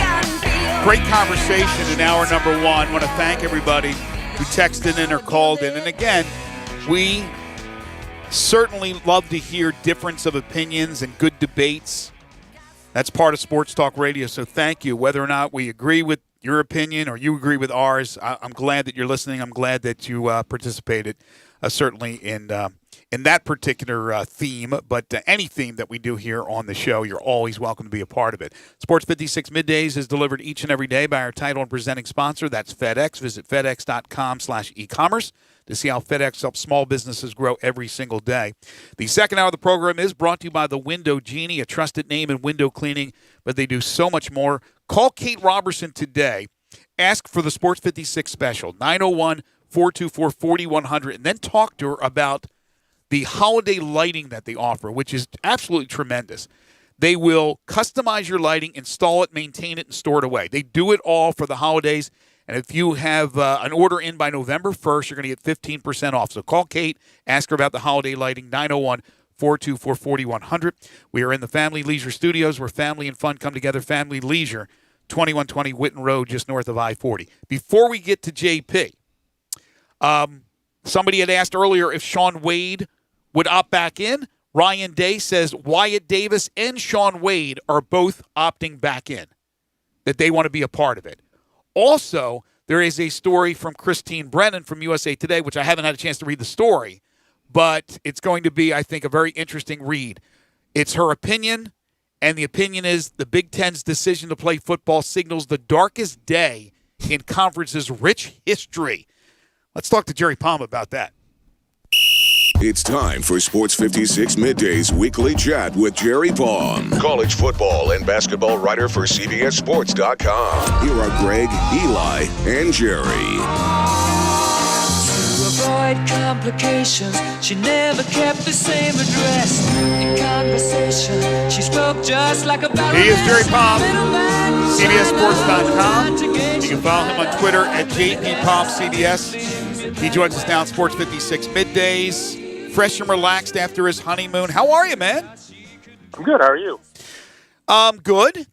We've had good debate on the show today. It's been a fun day with a lot of great topics, and I'm sure that you have an opinion or two about the Big Ten. It was a soap opera of sorts. I think they sounded like buffoons at times, and they do a reversal, and now they're going to play football with a lot of heavy restrictions with an 8-game, I guess you would call it a 9-game schedule, because they're going to play the championship game and have some other games with conference foes in that final week. But there's no off week, no bye week at all, and a lot of protocol involved. What is your thoughts about the reversal of fortunes here for the Big Ten? Well, I think it'd be more accurate to say that they're going to try to play football. Yeah. And I think that's actually not just the Big Ten. That's basically everybody at this point. You know, the first bit of the season here, we've had 16% of the games postponed or canceled. You guys are familiar with that. One of them, the Houston-Memphis game, originally scheduled for this week, has been postponed. Maybe it'll get made up, maybe not. But for the Big Ten, you know, there's no, maybe we're going to make this up. You know, they've got 9 weeks in a row of games. There's no wiggle room. So if they lose 16% of their games, they lose 16% of their games. And we don't know if that number is going to go up or down. But the thing that got the Big Ten back in was the ability to do, you know, daily testing and good contact tracing because of the, you know, the quick turnaround. They don't have to send stuff off to labs. And so that could mean that they're better able to play, or it could mean that they have, you know, more players in trouble because they're able to test them faster. So I don't know how that's going to work out. Nobody really knows how that's going to work out. But the Big Ten's going to give it a go with no margin for error. The SEC is giving it a go with little margin for error. The other leagues have been giving it a go already with more of a margin for error, and they needed it because that error's been out there. So, you know, we're going to see some sort of, you know, fits and starts, a schedule that's not going to get fully played, and you know, we'll see how it works out in the end if we can even get to the end.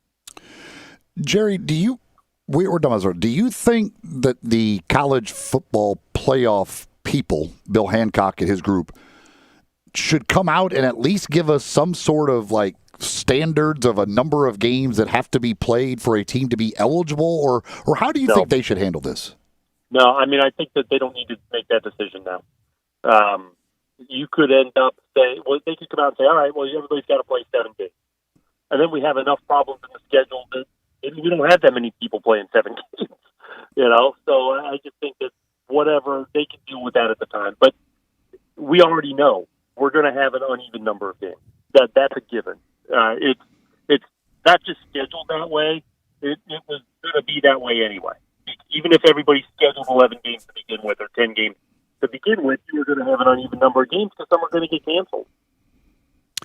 So The Big Ten officials come out and say that because of the advancement in COVID testing and the frequency and the results coming back immediately and things of that nature, because of that, they're able to play football. Give it a go. I believe, give it a go. I believe that's part of it. I think there are other factors as well. So I mentioned this in your introduction, right before your introduction, about this story that Christine Brennan has written on USA Today Network's website. She said she talked about the Big Ten and their great history and certainly one of the pillars of collegiate sports. She said, then came Wednesday, the darkest day in Big Ten sports history, the day the vaunted conference caved. It choked. It got scared. It became the SEC. That's what she said. Okay, did they choke? Did they get scared? Did they give into pressure?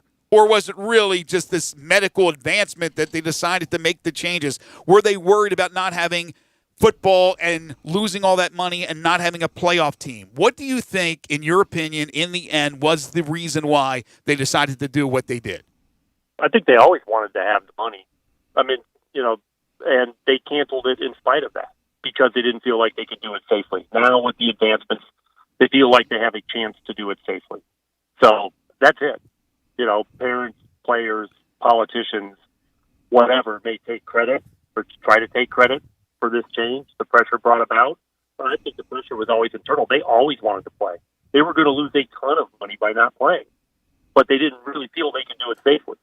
Now they feel like they've got a chance to do it safely, and that's the difference. That's what's different. The pressure was always internal because the coaches and ADs around the league kept applying the pressure. Well, yeah. Look, Iowa cut sports. Michigan and Nebraska cut staff. I mean, there was always financial pressure was always there. And everybody wants to play. Everybody wants to play. So those pressures were always there, but they never felt they had the ability to do it safely. That's what changed. Yeah, but what are we talking about as far as safely is concerned? We had Ed Orgeron come out yesterday and said, yeah, I believe all our players already have it, or at least most of them have COVID-19 already, and we're just trying to avoid it, from happening again. So they get it out of the way, they get it out of their system. I mean, what are we worried about? We don't even know if that's how that works. Right, we don't have an answer to a lot of questions. But getting the thing as a 18, 19, 20-year-old athlete is not a death sentence. Obviously, it is. We don't know that. Well, the numbers would tell you that there's a lot better chance that you're going to survive as an 18-year-old getting COVID-19 than you are if you're 90. Short-term, yes. What we don't know is long-term implications because nobody's had it long-term yet. So we don't know what the long-term implications are. And that's interesting because the long-term problem, I think, with the Big Ten was the myocarditis, which... Yeah, well, that's what they talked about. But there could be other long-term effects that we don't even know. Oh, no question about it. But they used myocarditis basically as the reason why, and then they refuted the report that came from the Penn State medical guy within 24 hours. They said, no, that's ludicrous what they're saying, basically. So yeah, but the ability to test rapidly was always a problem. So, that was only part of it. But the testing was always a problem. Yeah, that's the thing that recently got solved to the point where they feel like they can at least give this a try. But I don't know that there's unanimous 100% comfort this is going to work. Oh, I would agree with that. Well, that's why I keep throwing the word "try" out there. The Big Ten's going to try to play. No, we don't. Right. We don't know if this is going to work. This is an attempt. They feel like they've got enough good information now that they can attempt it, and that's really all that's going on here. But long-term effects of viruses are, chickenpox is a virus, and if you had that as a kid, as an adult, you could get shingles, and things like that. I mean, we don't know. We haven't, and we're not going to know in 5 years what the long-term effects are. I mean, it's just the way science works. Until you have long-term studies, you don't know long-term effects. Well, that's the thing. Like if it doesn't work and we end up and they just can't play this full schedule and it just doesn't work. Okay, so what? Why not give it a try? Like what? Well, I think that they felt like they couldn't even get good enough test results to know whether they could try. Now at least they feel like We can test people quickly. We can get results quickly. We can remove quarantine people quickly and minimize the spread within the group. If you're waiting 2-3 days for a test, you don't even know. I mean, it's hard to prevent something.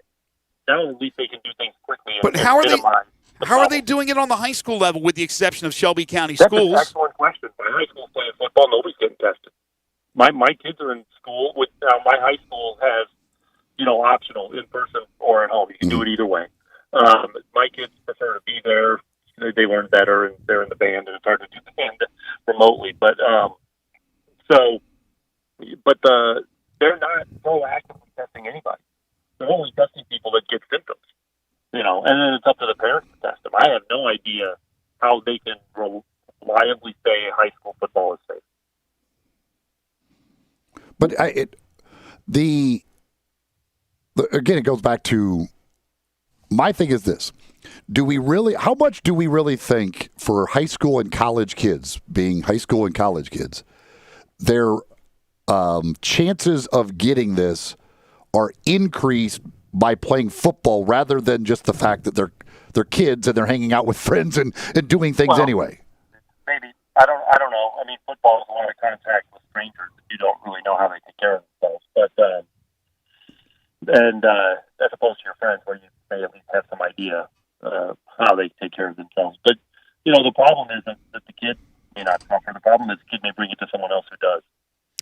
Right. We've had some people in our debate in the first hour that brought up that point as well. Kids that are living with a grandparent, an older person that is more susceptible. It's interesting going back to what happened here in Memphis, because there's the reports of the party bus, and then it's being refuted and denied. But Arkansas State, it's interesting because Arkansas State plays Memphis, right? I think they were without a player or two, but I'm not 100% sure, and I'm not even 100% sure that it was COVID. But Memphis did have a couple of players that were held out because of that. So obviously, all the other players tested negative. They play the game. Arkansas State leaves. Then the supposed party bus happens, right? But then you had all these Arkansas State, Memphis players obviously testing positive, but you had all these Arkansas State players that tested positive. Did that happen from playing football against Memphis? Were some of them, was it already in their system and it just didn't come out as a positive test?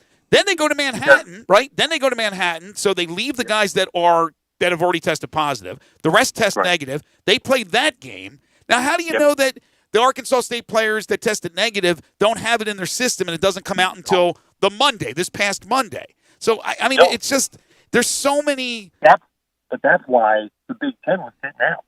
But now they can do immediate testing. That's a difference maker.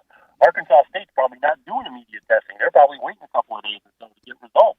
Right. But that's why the Big Ten didn't feel safe doing it. Because of that kind of stuff you just described. But listen to this. Okay, so Big Ten starts practice, right? They're going to do daily testing? Is that what we're saying now? I don't think they do it daily. I don't know if everybody's doing it daily or not, but they have the ability to get the results. Okay. Well, let's say on a Tuesday they take tests, right? And everybody is negative. Then on Thursday, 3 guys test positive. But those guys have been around all the other dudes that tested negative. So are they just going to hold out the 3? Or now is it because of that, what do they call it, the tracing, that they're going to have to hold out all these other guys? And the Big Ten, with their stringent guidelines now, not guidelines, rules, I guess, with 5%, I don't know how. I think it's absolutely impossible for these teams to be able to play a full slate, even though the slate's only 8 games. I think it's almost impossible. I guarantee you. I promise you, the Big Ten will not play every single game at 10. No way. There's no way with those numbers. No, and they know it. They already know that that's not going to happen. They already know they're going to have the schedule, and they're not going to be able to play every single game. And what are they going to do? They're going to go, see, I told you? No. Look. 3 weeks ago, before the season started, we knew then the games that were scheduled were not all going to get played. That's the nature of this thing, right? So they're going into this knowing that they're not going to get to play all of these things. That's how this is. We're not going to get to play. We don't know how many we're not going to play, right? But we're up to 16% for 3 weeks. That were originally scheduled, after all was scheduled for finally settled about a week before the season. 16% of the games have been postponed. and a couple have been moved, rescheduled already. And Baylor and Houston, lost games and then decided to play each other. So that's a replacement game. That means the Baylor-La Tech game won't get played because Baylor can only play one non-conference game. So that game's canceled. And, you've got to have neutral buys somewhere. So a lot of these games aren't going to get played at all. And that's just the way this is. Yeah. I mean, we knew that going in. We knew it going in. By the way, the playoff committee can't decide some minimum number of games because they don't know what the minimum's going to be. Right. There's nothing like today or in the next couple of weeks, but I think when we get closer towards the decision time, then they're going to have maybe even announce some criteria that they would have. But your point is well taken. That's the end of October. Right, exactly. But your point's well taken. We knew going in, and isn't that your point, Eli? It's like, all right, you don't want to play opt-out. Play. There's going to be positive tests. There's going to be games you may miss. But once everybody is healthy again, you play again. You suit back up. And who cares if we miss some games? Like what? I mean, it's even with if the number of missed games, especially within certain teams, gets to be too high, they're just going to stop. Yeah. That's what, we're going to find out how this goes. Right. But so far, the number of missed games isn't to the point where you feel like you just have to shut it all down. Yeah, and again, going back full circle to the Orgeron comment, he's basically saying, hey, we all have it. We've all had it. Hopefully, you don't get it a second time. It sounds like that attitude is almost like we didn't even try to stop it. Exactly. We didn't even care. We had parties, man. We had football parties. Hey, real quick before we let you go, and I don't know if anything has come down yet, but isn't today supposed to be a big day for college basketball decisions? Yes. There's meetings today talking about when the season starts. Oh, we're losing you here, Jerry. Oh, I'm sorry. Yeah, so they're talking about when the season may start, and November 21st is kind of what is thought to be decided today, but we'll see. But yes, that is happening today. Okay, sounds great. He is Jerry Palm, CBSSports.com. Make sure to follow him on Twitter at JPPalmCBS. Catch him every Wednesday right here on Middays during both the college football and college basketball seasons. Thank you, JP. Have a great week. Yep, you too. Stay well. All right, there he is, Jerry Palm. Window Genie again, second hour sponsor, Sports 56 Middays. Let the power of the Genie work for you. They have streak-free guarantees on their windows. They clean interior and exterior windows. So call Kate Robertson, ask for the Sports 56 special. Get 15% off pressure washing or window cleaning, and ask about their holiday lighting. This is pretty incredible. Window Genie will customize your lighting, so they'll talk to you about it. What do you want? They'll install it. They'll maintain it. They'll store it away at the end. You don't lift a finger. Get 15% off if you order by November 1st. Call Kate Robertson. Tell her you heard it here on Middays. That's the Window Genie, 901-424-4100. When we come back, we have 5 favorite songs to get to. Again, the topic today is play or playing. So make sure to send in your lists to the First Bank text line at 67129. If you are watching us live, you can message us with the lists at Sports56 WHBQ on Twitter, Facebook, YouTube, Periscope, and Instagram. Then we'll get into the NBA playoffs from last night, a crazy, crazy night. Hour number 3, Sigmund Bloom. Get your fantasy football questions in. He'll answer those for you from footballguys.com. And then we'll wrap things up with our 4-man scramble. We'll make our picks for the U.S. Open at Winged Foot, as we'll be joined by Keith Pankey and Jay Hasselman. Still plenty to go here on Middays, right here on Real Sports Talk, Sports 56, 96.1, and 87.7. We are Sports 56 WHBQ. Listen to us daily on AM 560, 96.1 FM, or 87.7 FM. Case IH is a proud supporter of the Mississippi Farm Bureau, and thanks to a membership benefits partnership, Mississippi Farm Bureau members receive a discount of up to $500 on every qualifying Case IH tractor and piece of equipment you purchase. This discount may be used with other promotions, rebates, or offers. So join Mid-South Ag Equipment and the Mississippi Farm Bureau and pocket up to $500 in savings. Call Mid-South Ag at 662-890-3141 to get your discount today. At Jason's Deli, you can stuff yourself full of great deli food that's healthy, fresh, and best of all, it's not expensive. Jason's Deli is all about choice. Whether you're looking for a gluten-free menu, vegetarian sandwiches, healthy kids' meals, or if you'd like to invent your sandwich via the build-your-own selections, Jason's Deli has you covered. And they only use fresh, wholesome ingredients. Choose from the club and specialty sandwiches, paninis, wraps, soups, salads, pastas, and much more. I love the cleanliness in the restaurant, the hospitality, and of course the cost. They have a huge salad bar and great soups, including Southwest chicken chili, fire roasted tortilla, organic vegetable, tomato basil, and many, many more. And if you're planning an event, their catering department is fantastic and can handle any size party. Go check out Jason's Deli's 4 locations. On Ridgeway in the Park Place Center, that's my favorite, on Germantown Parkway in Cordova, at Poplar and Highland, and on Goodman Road in Olive Branch.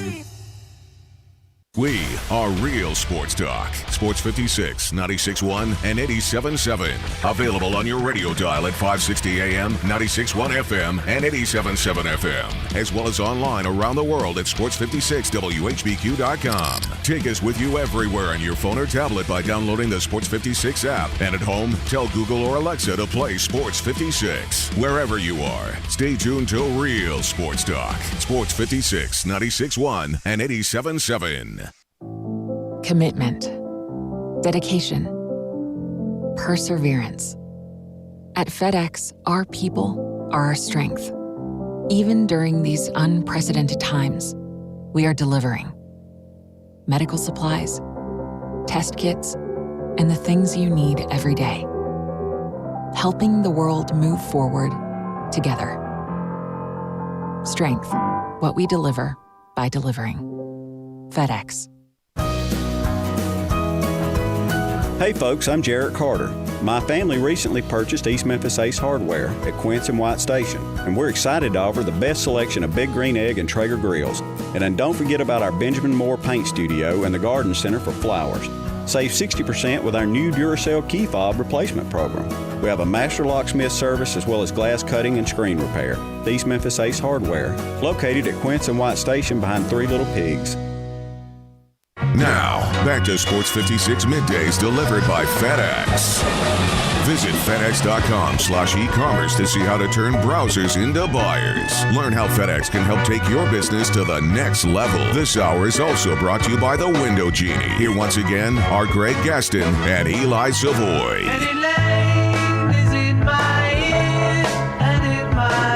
John Barlow's from the Daily Memphian, who joins us every Friday during the prep football season out there at the protests at the Shelby County Schools offices, said the Director of Student Affairs has basically come out here and dismissed these kids' concerns without so much as answering a question, told them to go home.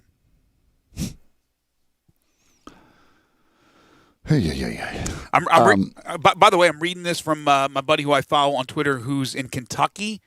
And he said that the Kentucky High School Athletic Association's commissioner, this is his quote about cheerleaders. Cheerleaders are not essential at a football game. They are nice, but not essential. Which some people agree, but then again, you feel for the girls, you feel for and the guys. There's some guy cheerleaders and the parents, right? They've worked hard. They practice, they work hard, and they're unable to perform. Nico texted, says, my nephew plays for the Houston freshman team in the Germantown Municipal School District. Are they shutting down football too? No, the Houston high school is playing football there because they're not under Shelby County schools. Right. Which I don't understand that whole thing. I don't understand the Germantown-Houston thing. But yeah, because Germantown is, but Houston is not. So Houston's playing football. If he plays for Houston, plays at Houston, none of the schools who have been playing are shutting down. So is Houston not part of the county school system, but Germantown is? Yes. That's why Germantown has not been playing and Houston has been. Oh, I didn't know. I was thinking Germantown had been playing.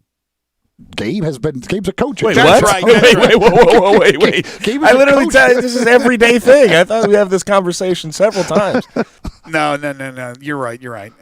I'm confused here. I always get confused with that, with Houston, Germantown, Collierville, that whole little triangle right there. But it is what it is. Yeah, so I guess any of the junior varsity, the freshmen, and then, of course, the eighth graders and things like that nature, the grade school, they're playing. If you're Houston, Bartlett, Collierville, Arlington, or the private schools, nothing is changing nothing has changed with the announcement yesterday. This is just extending what was already in place for the Shelby County schools. Everybody else still same thing that they were in. Right. All right. Time for our 5 favorite songs. Five favorite songs. All right, today it's play or playing. You need the word play or playing in the title of your song. Text in at 67129. If you're watching us live, message us with the lists at Sports56 WHBQ on Twitter, Facebook, YouTube, Periscope, and Instagram. I will lead off, then we'll go Gabe and Eli today, then yours out there. Number 5 for me, Let the Music Play by Shannon. Number 4, Games People Play, Alan Parsons Project. Number 3, Play the Game by Queen. Games People Play Different Song by The Spinners. And here's my number 1.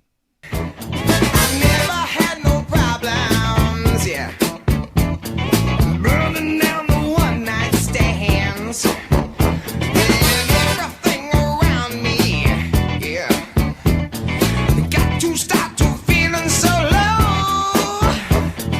And I decided quickly, yes I did, to just go down and check out the show. Yeah, they were dancing and singing and moving to the grooving. And just when it hit me, somebody turned around and shouted, play that funky music, white boy. There you go. The theme song to Mike Norvell's opening when he was here at Memphis and joined us on Thursdays. It's Play That Funky Music by Wild Cherry, a song that's dear to my heart, dear to the Sigma Chi, Gamma Chi's from the University of Maryland. I'll tell you that. Wild Cherry, Play That Funky Music. What was number 3 in your list? Play the Game. Queen. I think that might be what the Big Ten listened to, and they finally caved.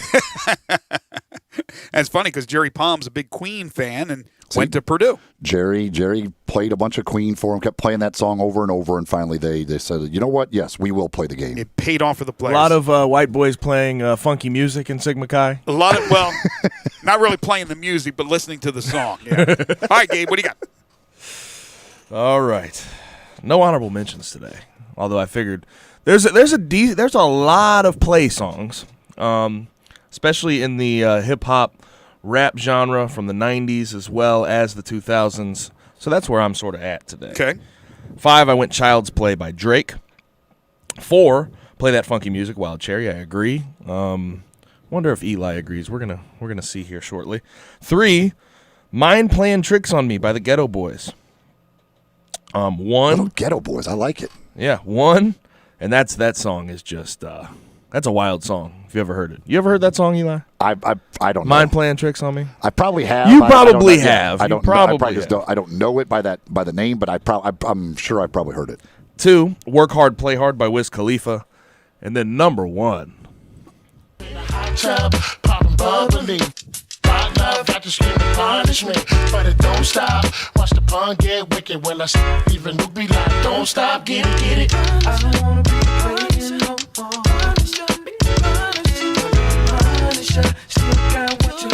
Still Not a Player by Big Pun, Big Punisher.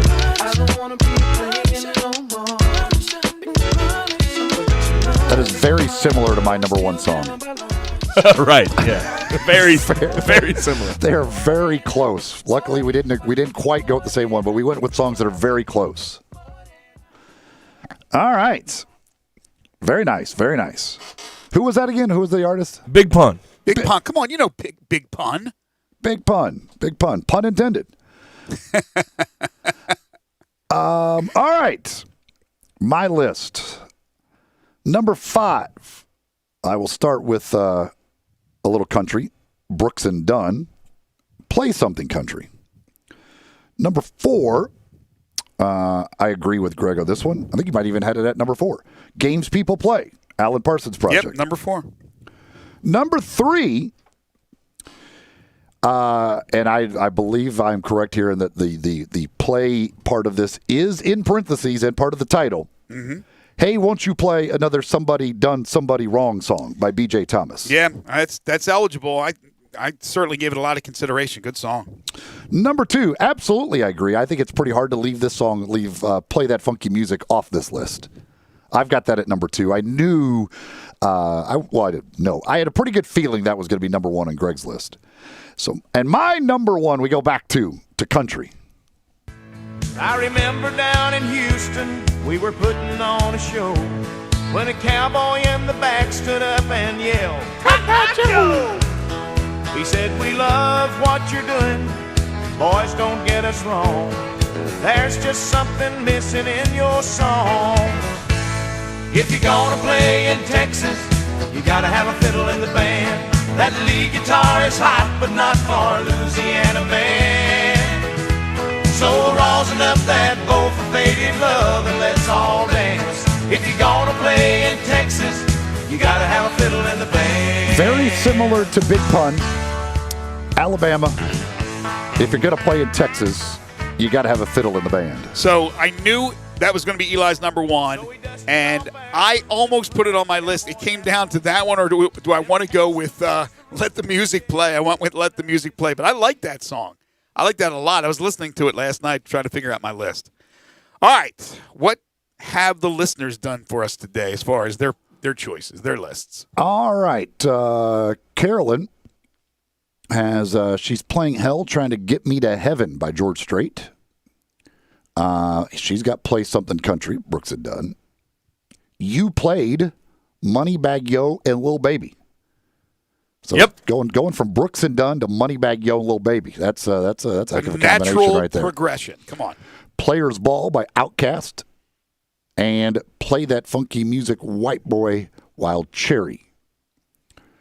Let's see. Downtown Leo. Number 5, Work Hard, Play Harder, Gretchen Wilson. Number 4, Play Guitar, John Mellencamp.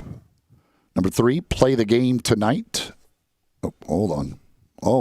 Got a malfunction on my computer here. All right. Let's get that list back up there. Where was I? I was at Downtown Leo. Play the Game Tonight by Kansas. Number 2, Play with Fire, the Rolling Stones. And number 1, Play That Funky Music. Zed, number 5, Games People Play by Joe South. Number 4, Games People Play by The Spinners. Number 3, Games People Play, Alan Parsons Project. Number 2, guess what it is? Play the Game. Oh, no. It's not anything. Logic would have told you, but another version of Games People Play. I think we're out of them. It's number 2 is All About the Wordplay by Jason Mraz. And, okay, number 1, Come Out and Play by Offspring. Let's see. Bobby in Midtown. Honorable mention to Play That Funky Music, White Boy, Doobie Brothers version. Number 5, I'll Play the Blues by Corey Stevens and Texas Flood. Okay. Number 4, Playing With My Friends by B.B. King. Number 3, Play with Fire by the Rolling Stones. Number 2, Keep Playing That Rock and Roll by Edgar Winter's White Trash. And number 1, Don't Play That Song by Aretha. All right. We won't play that song by Aretha then, I guess. I don't know why we wouldn't. Let's see here. Number 5, Let That Music Play by Shannon. Number 4, Let the Children Play, Santana. Number 3, Games People Play, Joe South. Number 2, Baby Let's Play House, Elvis Presley. And number 1, Don't Play That Song, Aretha Franklin. Got a lot of people telling us not to play that song, but yet putting it number 1 on their list. Honorable mention to Play Guitar by John Mellencamp. Let's see here. Let's go the opposite way there. Because number 1, Everybody Plays the Fool by Main Ingredient. Good song. Number 2, Play Me by Diamond. Number 3, Play That Funky Music. Number 4, Games People Play by The Spinners. And they don't have a number 5 on their list. Somebody says, wasn't Play the Game sung by Kansas? Play the Game by Queen. Everybody play the game.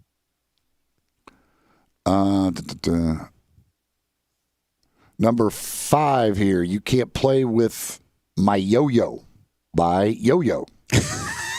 So you can't play with him. Number 4, Come Out and Play, Twisted Sister. We don't give any Twisted Sister songs. That's a good one.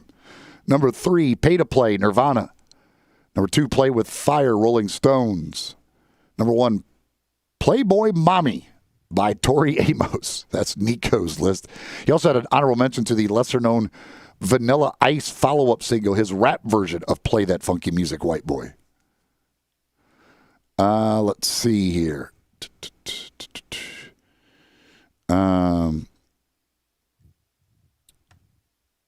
Play That Funky Music, White Boy. Crow sends that in. Dave, Warriors come out to play. Play. Warriors come out to play. John on Facebook. Please don't play Red River Valley by Johnny Cash. Just Push Play by Aerosmith. People Just Love to Play with Words by Men at Work. If you're going to play in Texas, and games people play, Alan Parsons Project. Bobby on Facebook, Play Something Country. Number 4, Don't Play No Game That I Can't Win, Beastie Boys. Like the Brooks had done to Beastie Boys, the combination too. If you're going to play in Texas, number 2, Play It Safe, Iggy Pop. And number 1, Playing the Part, Jamie Johnson. Which that, I wanted to get that to a song on my list, but could not do it. Couldn't get into the top 5. Andrew on Facebook, Playing with Fire, Thomas Rhett. I'll Play the Blues for You, Joe Bonamassa. Okay, sir. Is that right? I don't know. It sounds good.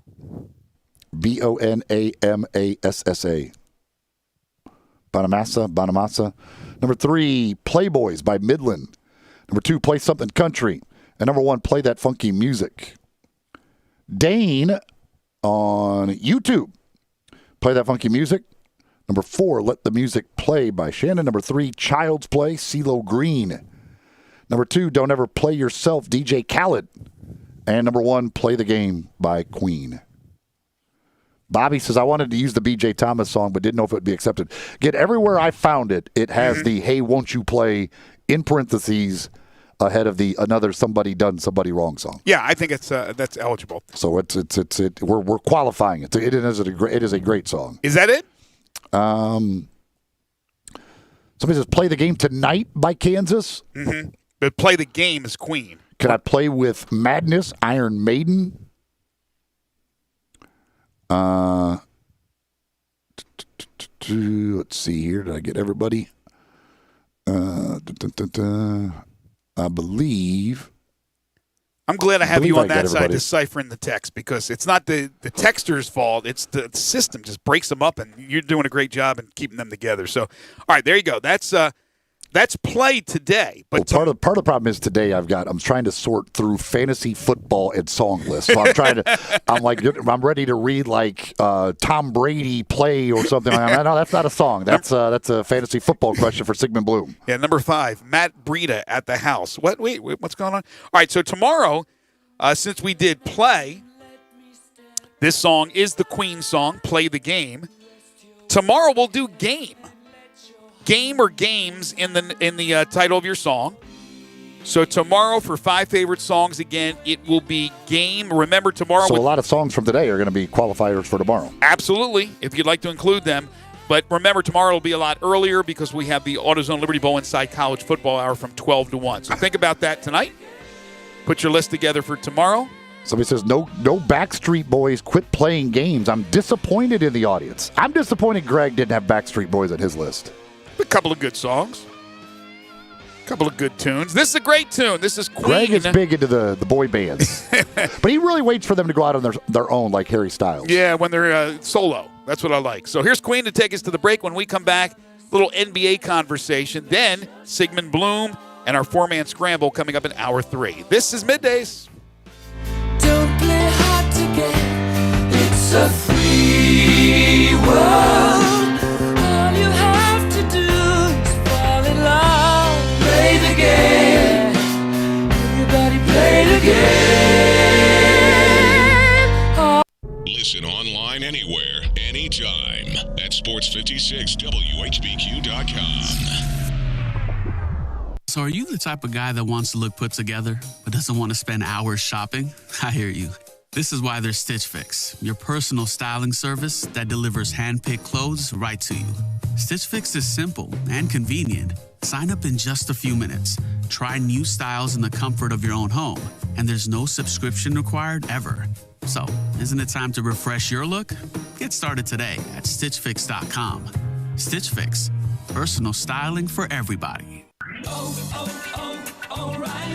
It's O Rewards Member Appreciation Month at O'Reilly Auto Parts, where you can earn bonus points on more than 250 offers, like Bosch Icon Wiper Blades, save $8 per pair, and earn double O Rewards points. Online or in-store, get $5 for every 150 points you earn. Stop by O'Reilly Auto Parts today or visit O'ReillyAuto.com.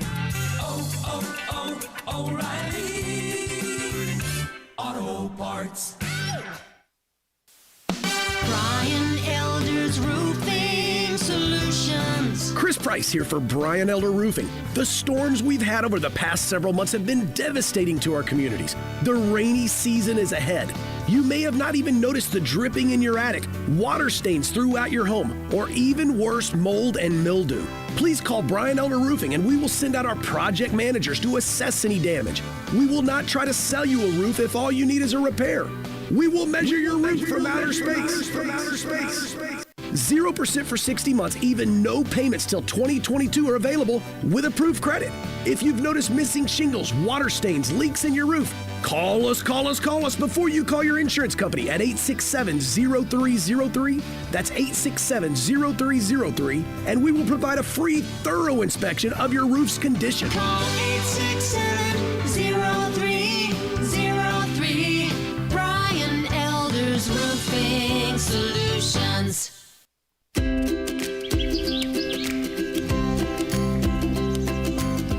Summertime and the living is easy. No more cutting or paying utilities. Literally, you guys, Town Village Audubon Park, nestled in the heart of East Memphis, located corner of Park and Cherry, is a beautiful residential neighborhood. Looking for a great place to retire, but you still have a very active lifestyle? Then visit Town Village. Only requirements that you're 55 plus. Prices per month starting at $24.50. The Gourmet Chef welcomes you to visit our restaurant and bistro. Package includes 3 complimentary meals per day, maid service, free local transportation, monthly coffee club, themed dinner parties, lots of fun. Visit us and call Daniel or Bo at Town Village Audubon Park at 901-374-7342. There's no place like home. Town Village Audubon Park. Now, back to Sports 56 Middays delivered by FedEx. Visit FedEx.com/e-commerce to see how to turn browsers into buyers. Learn how FedEx can help take your business to the next level. This hour is also brought to you by the Window Genie. Here once again are Greg Gaston and Eli Savoy.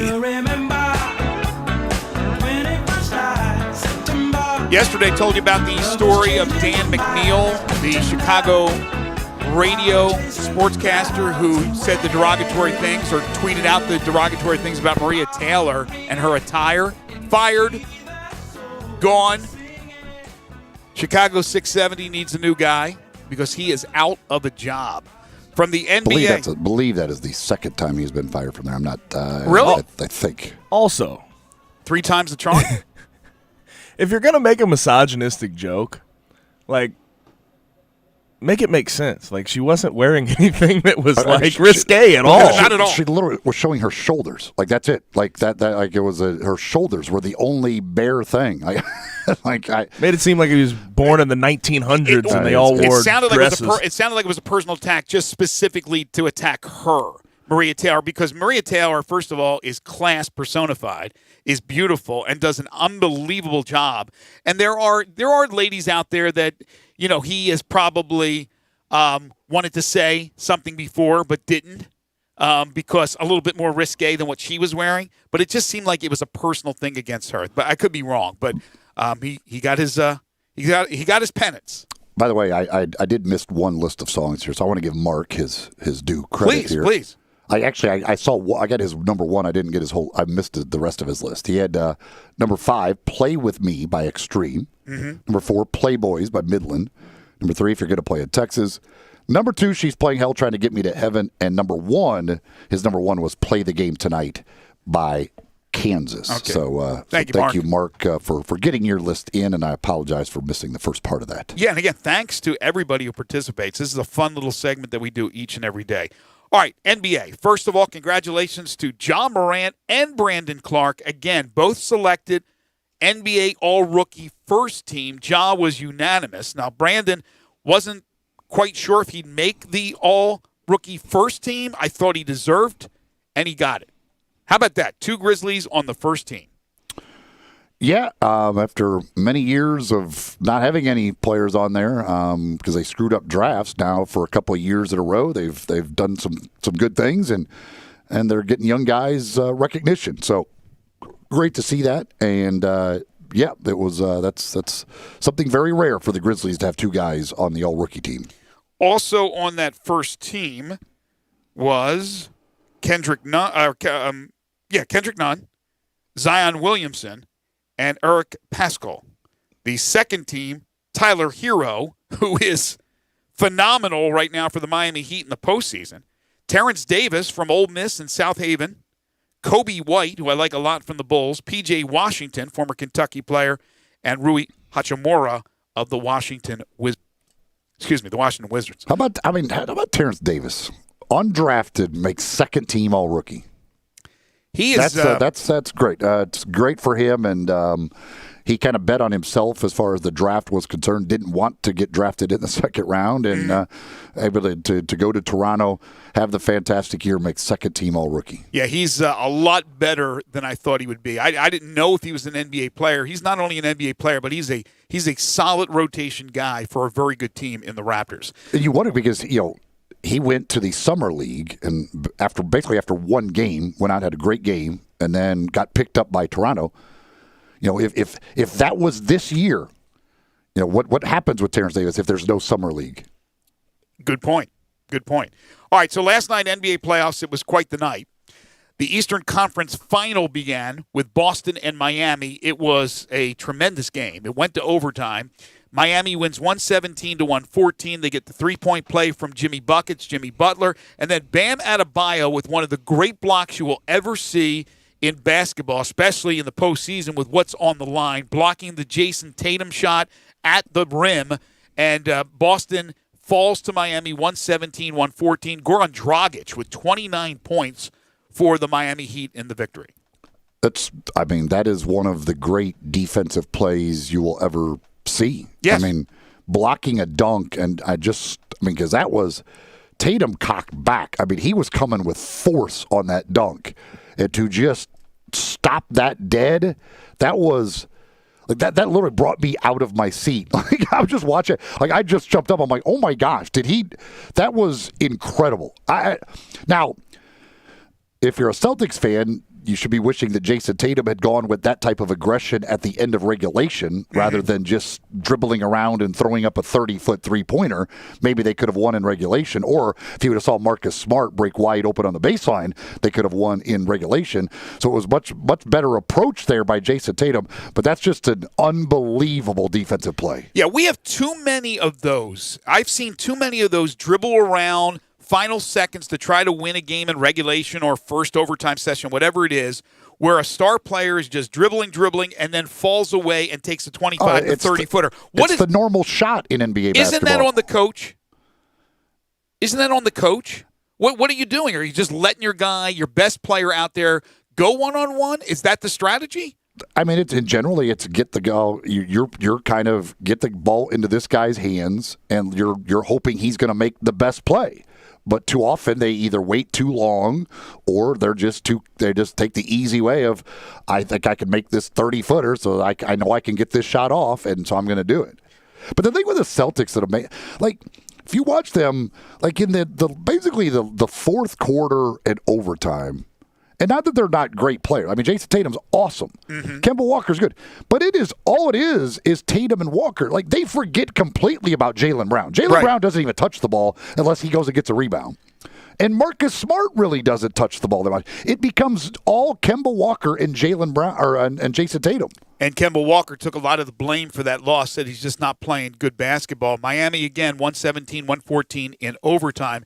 And then the game to decide who was going to play the Lakers in the Western Conference Final. Game 7 between the Nuggets and the Clippers. Clippers had a 3-1 lead. Denver rallied back to tie the series up. And then last night, I don't know what happened to the Clippers, but Denver went on a run, and they never looked back. And Jamal Murray, another huge game, big-time game in a performance where they're trying to advance or stave. He goes for 40. Nikola Jokic with 16, 22 rebounds, and 13 assists. One of the great passing big men of all time. Some say maybe better than Arvydas Sabonis. Paul George was awful, 2 for 11 from 3. Kawhi Leonard, it's hard for me to criticize him because he's been so good in his career, but he had a bad game. And the Denver Nuggets advanced to play the Lakers, and the Clippers, another collapse. And Doc Rivers, another collapse as a head coach.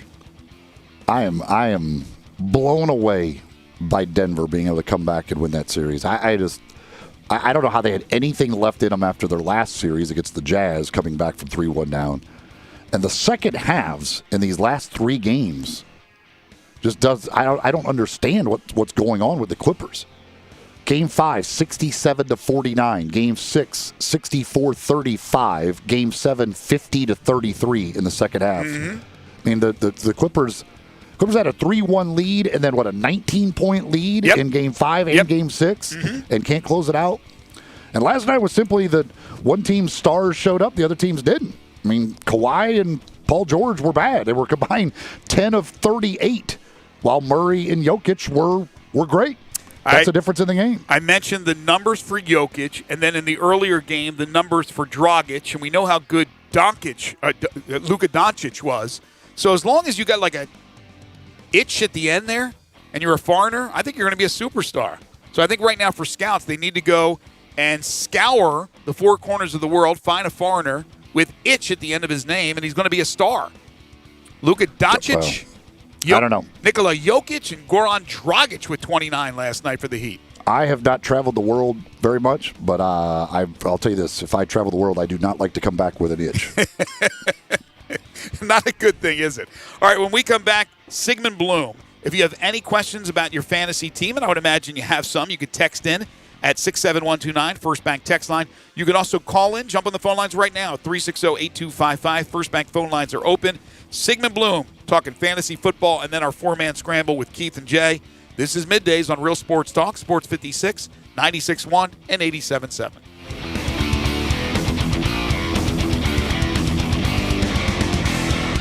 COVID-19 is still ravaging our community. People are still getting sick. Unfortunately, people are still dying. There's still a tremendous need for testing. There's a new Christ Community testing location. If you're an essential worker, have been exposed to someone, or just know you need a test, get it at 1720 RSK Commercial Cove. That's the former Lamar Auto Inspection Station. Text TEST 2020 to 91999 or call Christ Community at 842-3160 for an appointment. What do you want a da-da-da? What do y'all want a da-da-da? I have no idea what a da-da-da. We could switch to Progressive da. Oh, yeah? We could switch to Progressive and sa. Okay. We could sa and have to buy some za. Oh, yeah. Let's switch to Progressive da and get some za with the money we saw. Yeah. Now we know we're gonna da-da-da. These days, nothing is normal and everything is weird. But you could still save big when you switch to Progressive. It might just be the most normal thing you da-da-da. Quote to da at Progressive.com. Progressive Casualty Insurance Company and Affiliates. More time at home means more time to grill, and nothing tastes better off the grill than perfectly aged and tender Omaha steaks. Get the world's best steaks and a huge variety of other favorites shipped directly to your door. Go to omahasteaks.com, enter the code DELISH in the search bar, and for this week, Omaha Steaks will add 4 burgers and 4 gourmet jumbo franks free when you order the Grill Out's favorite package. Going to the grocery stores becomes such a hassle. Skip the crowds and order Omaha Steaks today. omahasteaks.com, keyword DELISH. Hi, this is Rob Brown. Join Pete Cordelli and me for Sidelines Saturday mornings, 8 to 10 a.m. on Sports 56, 87.7, and 96.1 FM. We'll cover the Memphis Tigers, the SEC, recruiting. Hey, if they keep score, we're covering it. Check us out on the website at sports56whbq.com and sidelines.live. Sidelines is brought to you by Duncan Williams Asset Management. Saturday mornings, 8 to 10 a.m. Get up and give us a call.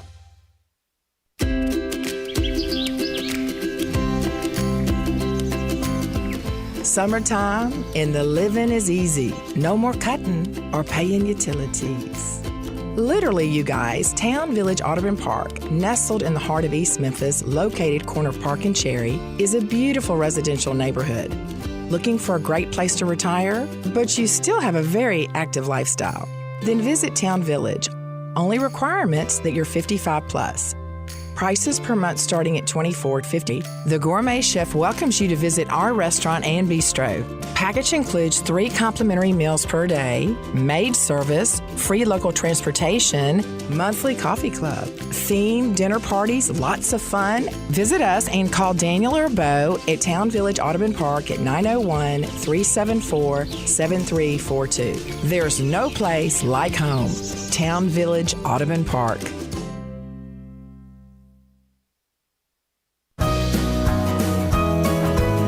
Hey folks, I'm Jarrett Carter. My family recently purchased East Memphis Ace Hardware at Quince and White Station, and we're excited to offer the best selection of Big Green Egg and Traeger grills. And then don't forget about our Benjamin Moore Paint Studio and the Garden Center for flowers. Save 60% with our new Duracell key fob replacement program. We have a master locksmith service as well as glass cutting and screen repair. The East Memphis Ace Hardware, located at Quince and White Station behind Three Little Pigs. Commitment. Dedication. Perseverance. At FedEx, our people are our strength. Even during these unprecedented times, we are delivering medical supplies, test kits, and the things you need every day. Helping the world move forward together. Strength, what we deliver by delivering. FedEx. We are Sports 56 WHBQ Memphis, WIVG-FM Tunica Memphis, and WPG-FLP Memphis, Flynn Broadcasting Stations. Now, back to Sports 56 Middays delivered by FedEx. Visit FedEx.com/e-commerce to see how FedEx can help you start, grow, and efficiently manage your business. This hour is also brought to you by East Memphis Ace Hardware at Quince and White Station. Here once again are Greg Gaston and Eli Savoy.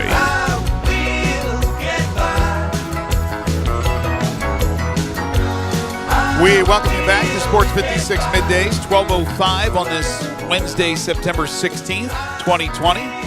Final hour for us today. Greg Gaston, Eli Savoy, Gabe Kuhn. We're in the Family Leisure Studios, where family and fun come together. Family Leisure, 2120 Whitten Road, just north of I-40. The world's biggest spa sale going on right now at Family Leisure. As Mr. Announcer Man said, Sports 56 Middays is delivered each and every day by our title and presenting sponsor, and that is FedEx, providing global access for small business. Learn more at FedEx.com/e-commerce. And the third hour of the program is brought to you by East Memphis Ace Hardware at 5143 Quince Road, right next door to Billy Hardwick's All-Star Lanes. It's all about convenience, service, knowledge, and price at East Memphis Ace Hardware. Online, free shipping with acehardware.com or at acehardware.com. So free shipping if you want to take advantage of that, and who wouldn't? 901-683-8688 is the phone number to call. They're open Monday through Saturday, 8 to 7. Sunday from 10 until 4. If you have any questions for Sigmund Bloom, you can call in right now on the First Bank phone lines at 360-8255 or hit us up via the First Bank text line at 67129. He joins us every Wednesday. Today, no exception. It's time for Sigmund Bloom. Time to get all your fantasy football questions answered. Joining Greg and Eli is fantasy football expert Sigmund Bloom of FootballGuys.com. Get your questions in by calling 360-8255 or texting 67129. Here are Greg, Eli, and Sigmund. He is Sigmund Bloom from FootballGuys.com. You can follow him on Twitter at Sigmund Bloom. He joins us now on Middays. Hey, Sig. Just another week, another football season, and another Dallas Cowboys loss in a creative way. Oh, you had to go there, didn't you? I'm a Steelers fan. We still go back to the 70s. You know, I grew up under the Cowboys and the Steelers were a bigger rivalry than football, and I'm still mad about Super Bowl. Was it Super Bowl 30, Super Bowl 40? Well, as a Steelers fan, you can't be mad. Listen, the Cowboys fans have more reason to be mad about Super Bowls versus the Steelers. This is true.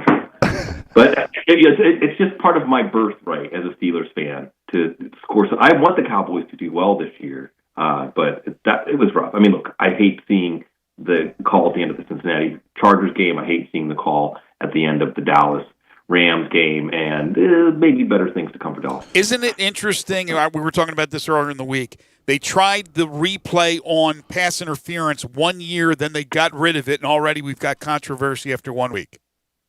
Yeah, well, and I think that it's just one of those things, like, they understand this in hockey. At the end of the game, you let them play. You have a lower threshold to call something that influences the outcome of the game when the game is on the line. And that's why it was difficult for me to see those games decided by a referee call. All right, Sigmund. So, what is the from week one? What is the kind of overreaction that people need to avoid from what we saw in week one? Oh man, I'm more of an overreact to week one than underreact to week one person.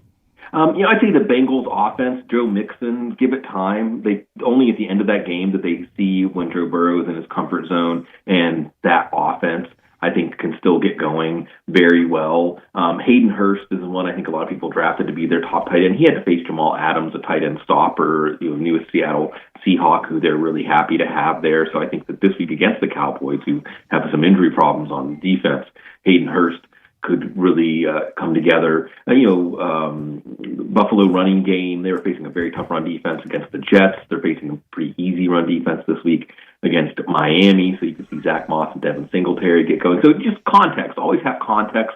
Knowing the why sometimes can give us the key to whether we should act on what happened in week one or wait for more information.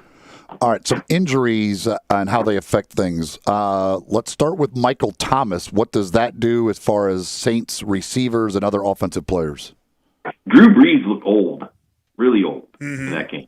He looked like, with the exception of that one throw to Jared Cook, that he cannot push the ball down the field. And defenses are going to adjust. Defenses are going to play closer to the line of scrimmage and make things harder on the Saints offense. So I'm not sure you're excited about any part of the Saints offense without Michael Thomas. They are facing the Raiders on Monday night, and the Raiders' defense didn't look great against Carolina. Emmanuel Sanders maybe becomes a safer play every week. He should be the primary target.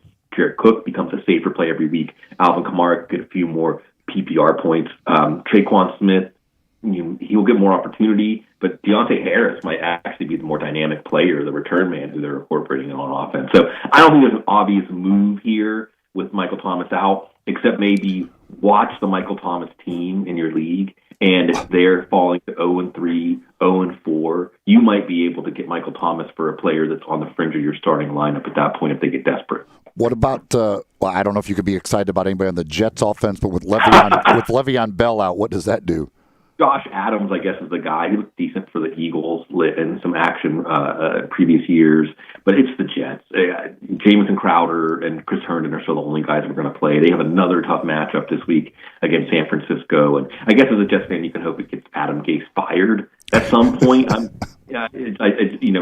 just thinking ahead, like, where do we want Sam Darnold to land? Where do we want Le'Veon Bell to land so they can revive their career the way Robbie Anderson has? The Adam Gase effect still in effect because Robbie Anderson is out from under his thumb and doing things. And Marlon Mack in Indianapolis. Played Jonathan Taylor and Nyheim Hines. The Nyheim Hines should be your number one running back on the waiver wire this week. We know that Phillip Rivers is going to pass to his running backs a lot. 17 last week. Taylor had 6 catches, more than he ever had in a game at Wisconsin. So you like both of those Colts running backs, especially against Minnesota's defense, which is going to contend to be the worst in the league this year.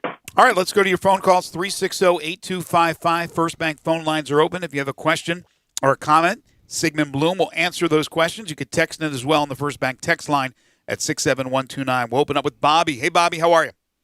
Hey, guys, how's it going this week? Good. Hey, Sigmund, how's it going?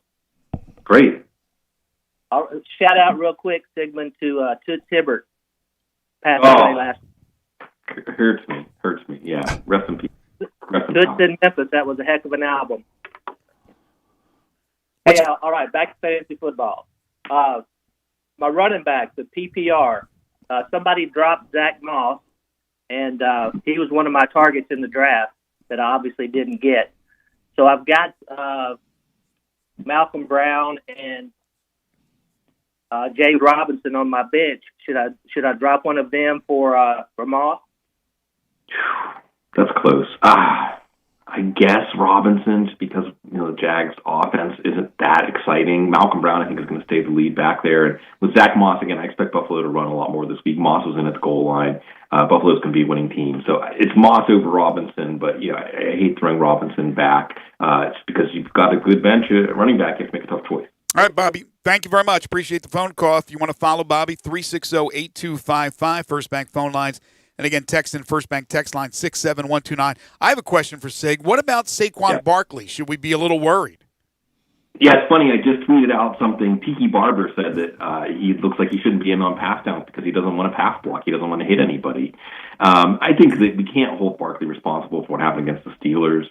I just think teams aren't going to run against the Steelers. At some point, they're going to pass 50 times a game because they're too athletic. They're too strong up front to run against.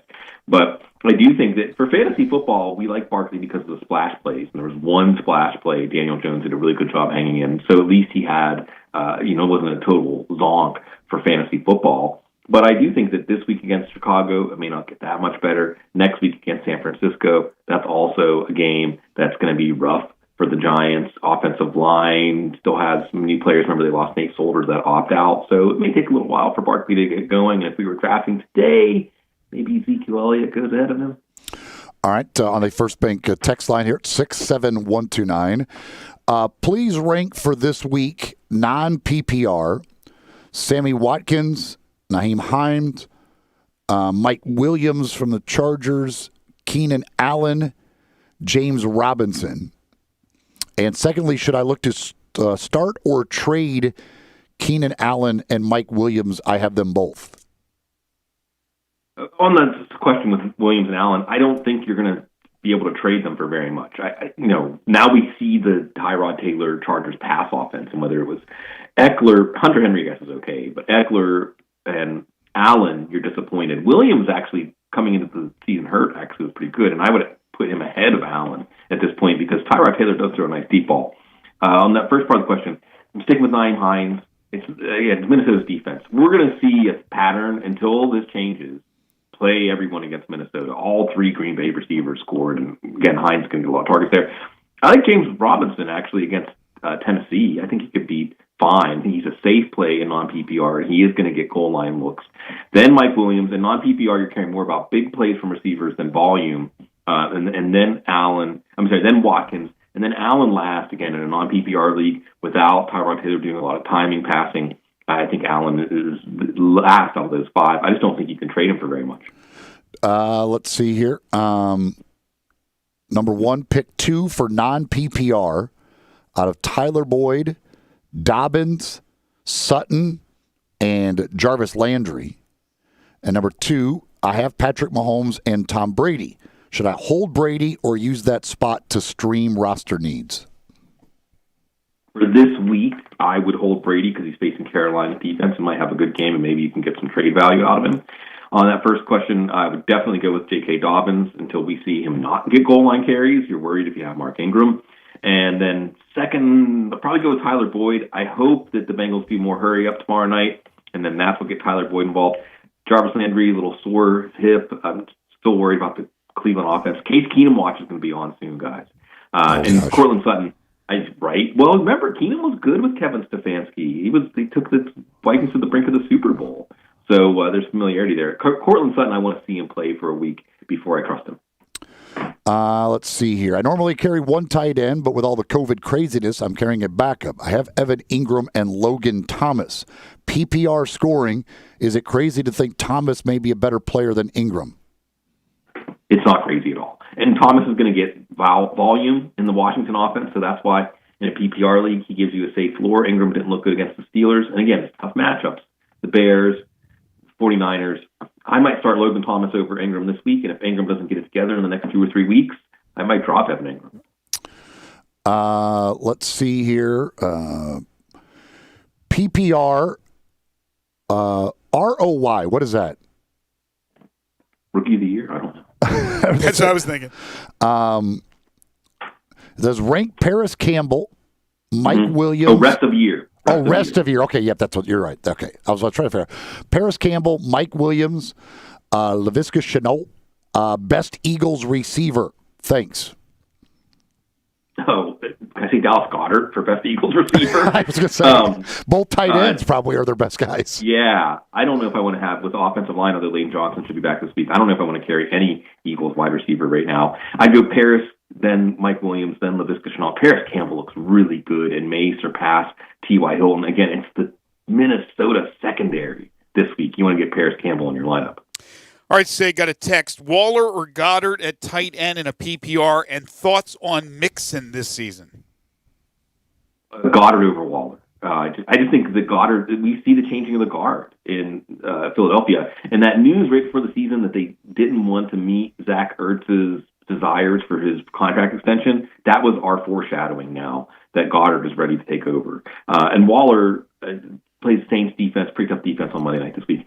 Mixon, again, I think that as goes Joe Burrow, so will go Joe Mixon in terms of touchdown opportunities, in terms of positive game scripts where he gets in a groove. Want to see them pass to him more than they did. He's an excellent receiver, so we'll get to see all that front center. I would not be worried about Mixon because I think they didn't really figure out Joe Burrow's comfort zone until the end of that game, and hopefully Zach Taylor and Brian Callahan were paying attention and do a lot more of that against the Browns tomorrow night. Tight end, Kittles, Olsen, Hooper, Jonnu Smith. Kittle, we got to make sure he's going to play. And I think I'm afraid that I'll wait around for Kittle instead of taking a chance on Hooper. I don't even know if I'm carrying Hooper right now. Olsen still shares playing New England's defense. I think the answer here is wait around for Kittle against the Jets. And if Kittle is not active, he has a knee issue, then we're going to go with Jonnu Smith against Jacksonville, as he looked pretty good on Monday night against Denver. Cooper Kupp or T.Y. Hilton, and I also usually don't think about kickers this early, but should I get Blankenship as insurance for Gostkowski, salary cap league? I'm fine with, so the answer kind of is connected here. Go with T.Y. Hilton over Kupp. Kupp is just blending into the Rams offense at this point, and Hilton faces that Minnesota secondary. And again, because it's Minnesota and we expect Indy to score pretty well, I would go Blankenship over Gostkowski to begin with. And last year, the Titans only attempted 17 field goals. And maybe after the first game, they might say that was a good plan. Let's go for it on fourth down. We got Derrick Henry. I mean, really, guys, if you don't trust your kicker, will that trick you into actually making better decisions because you're going for it on fourth down, because you're pushing for touchdowns? Maybe the Titans are rethinking that. All right, last couple here quickly. Team defense, 49ers, Bears, or Washington football team? 49ers. I mean, the Washington defensive line may make them an every week start, but I want the one facing Adam Gase. That's the 49ers. Somebody says, thank you for your advice to Naheem Hines. Took him in my auction for mega cheap, looking like a genius thanks to Sigmund. Allen Robinson trade rumors are swirling. Is now a good time to get him on the cheap? If someone's going to sell him cheap, and they face the Giants this week, that's a good matchup, so his price might go up. If you like Allen Robinson, this is the time to get him. And wouldn't we love to see him with Cam Newton in New England? Somebody asked for a couple of off-the-radar defenses for DraftKings. Tampa Bay's defense is flying around the field against New Orleans. Maybe they'll do some things to disrupt Carolina this week. And maybe Arizona, we saw Philly jump out to a 17-0 lead. They couldn't hold it. Maybe Arizona will do a better job and put Dwayne Haskins out of his comfort zone on the road. So Arizona's defense made Jimmy Garoppolo look pretty bad last week, so I like them this week. I'm not sure if you touched on Miles Sanders earlier, but Sanders back for the Eagles this week? It looks like he'll be back and Lane Johnson will be back. I would call Sanders a boom-bust running back, too, this week. I don't think he's a must-play if you have two running backs that did well for you last week with him on the bench because of the offensive line issues, because the Rams were underrated. Look, Aaron Donald is going to be facing someone named Nate Herbig this week, so he's going to be crashing the party a lot in that backfield.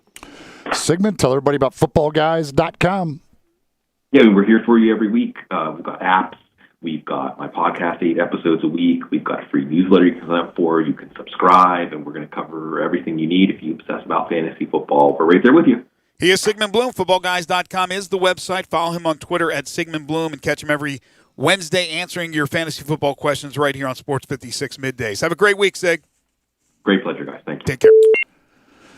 Golf and Games Family Park. They've got the wonderful Top Tracer range system. You can go out there, you hit golf balls, and you can get all the data you need from distance to carry to ball speed and more.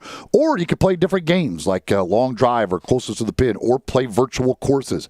Pebble Beach, St. Andrews, Spyglass, among many other golf courses that you could play with their Top Tracer range system out at Golf and Games Family Park. Great for you to go out there and work on your game, or great to bring some friends and family and just have a bunch of fun out at Golf and Games. They're at 5484 Summer Avenue.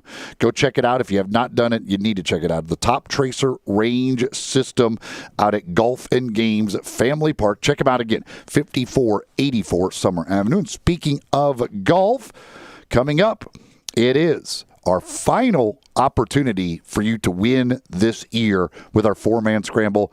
Your final opportunity to get in on that drawing for a chance to win Golf for Four at Ridgeway Country Club. Doesn't get much better than that, that's for sure. And you got an opportunity to win. This is your last chance. We'll be doing the drawing next week for our winner for Golf for Four at Ridgeway Country Club. And if you're a weekly winner, you also get a $20 gift card to Edwin Watts. So can't beat that as well. So right now, you can call in 360-8255. 360-8255. First four callers get in for our four-man scramble this week. You pick either Greg, Jay, Keith, or me, although you probably shouldn't pick me, and you can win a $20 gift card to Edwin Watts and be in a drawing for Golf for Four at Ridgeway Country Club. We'll do our final picks of the year for the U.S. Open coming up when we come back. And once again, if you've already won a weekly gift card to Edwin Watts, you're ineligible to win again. 360-8255. As Eli said, the four-man is next. This is Sports 56 Middays. R&R on Sports, Saturday mornings, 10 a.m. Sports 56, 87.7 and 96.1. Don't miss us. We are real sports talk. Sports 56, 96.1, and 87.7. Available on your radio dial at 560 AM, 96.1 FM, and 87.7 FM. As well as online around the world at sports56whbq.com. Take us with you everywhere on your phone or tablet by downloading the Sports 56 app. And at home, tell Google or Alexa to play Sports 56. Wherever you are, stay tuned to real sports talk. Sports 56, 96.1, and 87.7.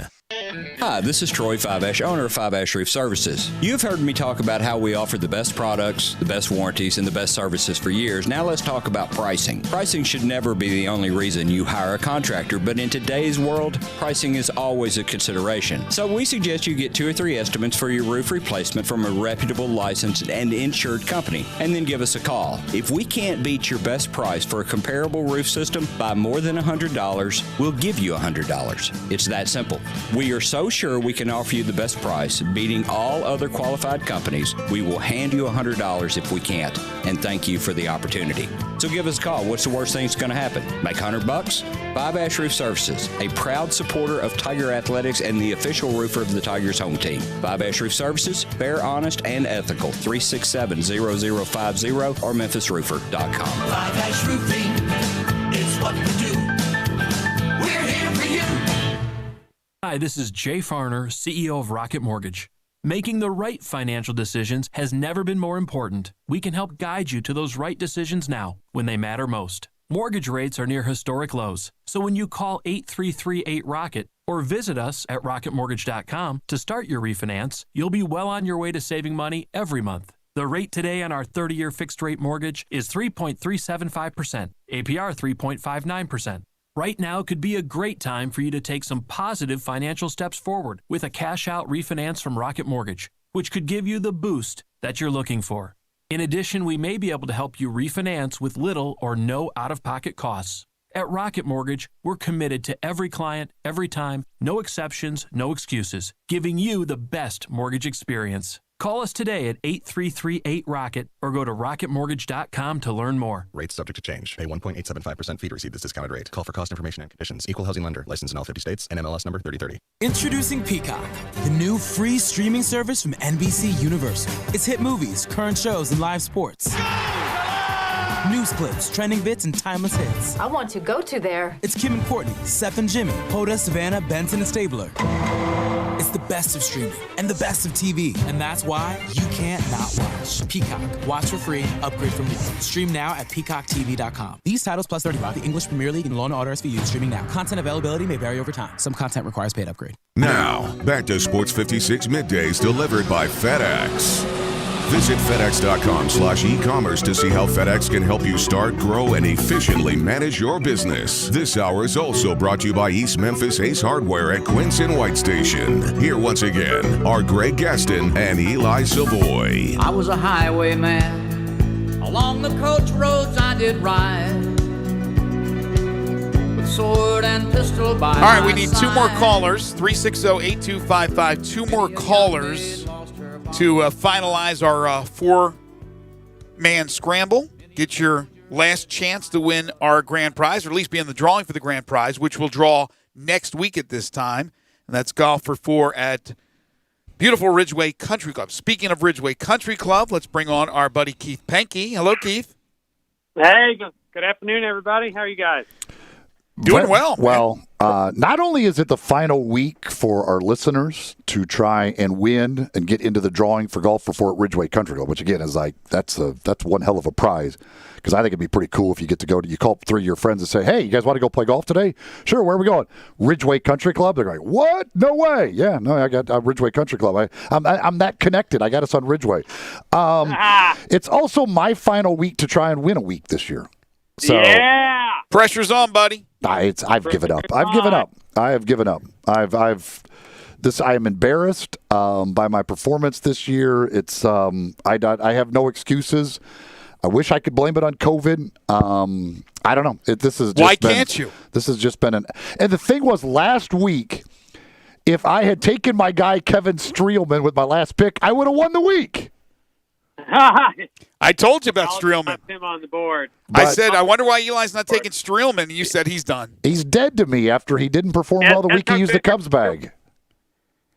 Well, I told Keith about Doc Redman, and I ended up taking Doc Redman, and he came out of nowhere. All of a sudden, we were joking back and forth, texting each other about how bad the field was and our picks were, and nobody was even close. And then I opened it up on Sunday, and I saw at that point Doc Redman was leading, but a couple of the guys hadn't gone off yet.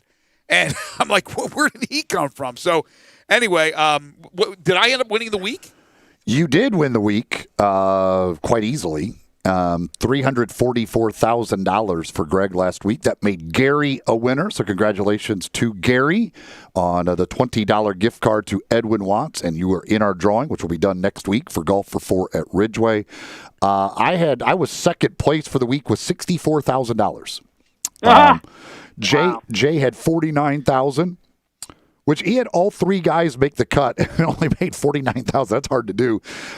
Keith had $41,000 for the week. Yeah, I was so bad. One of my picks didn't even tee it up. Yeah. Keith is still waiting for Jimmy Walker to tee it up. He was on the field. He was listed on the field. I was thinking, tournaments like that, somebody out of nowhere wins it. And so, sure enough, Stuart Sink wins it, who he hasn't done anything in the last 80 years. And so I was thinking, hey, why not pick? You were talking about major winners. Pick a major winner that hasn't done anything lately, and not even did he do anything lately. He didn't even show up. Well, I was going to say now that would have really been coming out of nowhere to win, because if you don't play, that is. Yeah. But it is funny. Well, though, it's really bad when I saw on his Instagram page that he was like putting his golf shoes in the locker at the U.S. Open on like Friday. I'm like, yeah, that's probably why I didn't find him on the leaderboard. It is funny though that we'll bring Jay in here as well. But we talked last week. We were making the picks about all the different former major winners that are in the field, and we're picking, hey, here's a guy with a bunch of one-time major winners, and then it ends up being a former major winner that wins the tournament, but the one we didn't take. Hey, Jay. Oh, my God. Oh, let's punch up Jay. Jay, how are you? Yeah, no, for sure. That's the only reason I picked Jimmy Walker, because he was a past major winner. Jay Hasselman joining us. We all picked the wrong past major winner. We did. We did. Because we went 3 in a row. We had Furyk, Walker, and Shane Lowry. And I had already picked Phil Mickelson. Picked Phil, yeah. We had 4 of them. And we had Jordan Spieth picked. I picked Spieth. Jordan Spieth did. I think, is Jordan Spieth, did he die? His golf game did. I thought we had Steve Sanders. Who was that? Was that Greg? That was yes. me. And you guys how he was. Yes. Second pick overall, Jordan Spieth. I said, Jay, that I thought, well, with this field, this is his time to come back because this guy's won, 3 majors, and he'll be ready to go. And he went kaplunk, and we had Steve Sands on from the Golf Channel on NBC, and you asked him, Eli, about whether he'll ever find his touch again. And he was a little questionable of whether or not he'll ever get it back. You have to question it at this point. I think he needs to go see Butch Harmon. I think he needs a new set of eyes and maybe a new voice helping him. I think Cameron McCormick has. Sometimes you just need. It's kind of like in pro sports. Sometimes you need a new coach to yell at you. Might even be the same message, but just hearing it a different way might be good for Jordan. I think that's good. Yeah, that's a because really the guy's good point. obviously very, very talented. I mean, heck, he's playing as good as he is now with smoke and mirrors. I mean, he's just he's terrible in every aspect. If you look statistically, basically. Mm-hmm. And he seems like such a good kid. I'd love to see him do well. But even with the field the way it was, with most of the big names skipping, getting ready for the Open, it's still professional golfers. A lot of guys that came from the Korn Ferry, they're trying to make a name for themselves. Other guys who have been there, done that. We talked about the major winners. But nobody, like you said, expected Stuart Sink because, as Keith said, Stuart Sink, I don't think we've mentioned his name in the last 5 years. Like, for him to make the comeback and win a PGA Tour event, that's something else, isn't it? Oh, no. Ever since he broke Tom Watson's heart, I've hated the guy. Yeah. It is so funny that a lot of people hate Stuart Sink because he went out and just won a golf tournament. Like he was supposed to just give it to Tom Watson. And Watson's my favorite player, man. Yeah. I mean, I hate him for that. You think about that. That would have been the greatest. That would have been Jack in '86 great. I mean, that would have been Tiger at Augusta. It would have been so awesome. And Deadgum Stuart Sink's bald-headed self moved out there and won it. We don't blame Tom Watson for not being able to get up and down or just make the short putt. Look, We blame Stuart Sink for then winning. Absolutely, it was Stuart's fault. What I always, because I just watched the special on that not too long ago on the Golf Channel, and and this was the and I think I talked about this on the air, but like having now shaven my head completely shaved, when Stuart Sink took off his hat at the end of that tournament to shake Tom Watson's hand, the whiteness of his head to the darkness of his face scared the hell out of me. Isn't it crazy? And that one little red dot at the back of their head where the hole in your hat is, there's always a dot. He was there. like another alien life form or something. My fear that came now to Earth. is to have that look after I get done playing golf. Like I'm so scared Eli, of that's having the that least look. of your problems. Don't worry. That is true as well. It's coming, Eli. It's coming. Hey, but look, you found someone to marry you. It's coming. I take my hat off for a couple holes. So don't worry. I'm trying to take my hat off for a couple holes, let the sun hit the dome a little bit. I can't. I'm so scared of that. Well, you can get some of that tanning cream. Yes, he can. Yes, he can. With the craziness of the scheduling this year, our final week, although next week, of course, will be the wrap-up and we'll have the drawing, but the final week of competition happens to be the U.S. Open because of the schedule. And Wingfoot. How great is that? And Wingfoot. Oh, I love Wingfoot. My gosh, this course is tremendously tough. Justin Thomas yesterday, I was listening to an interview. He says toughest course he's ever played.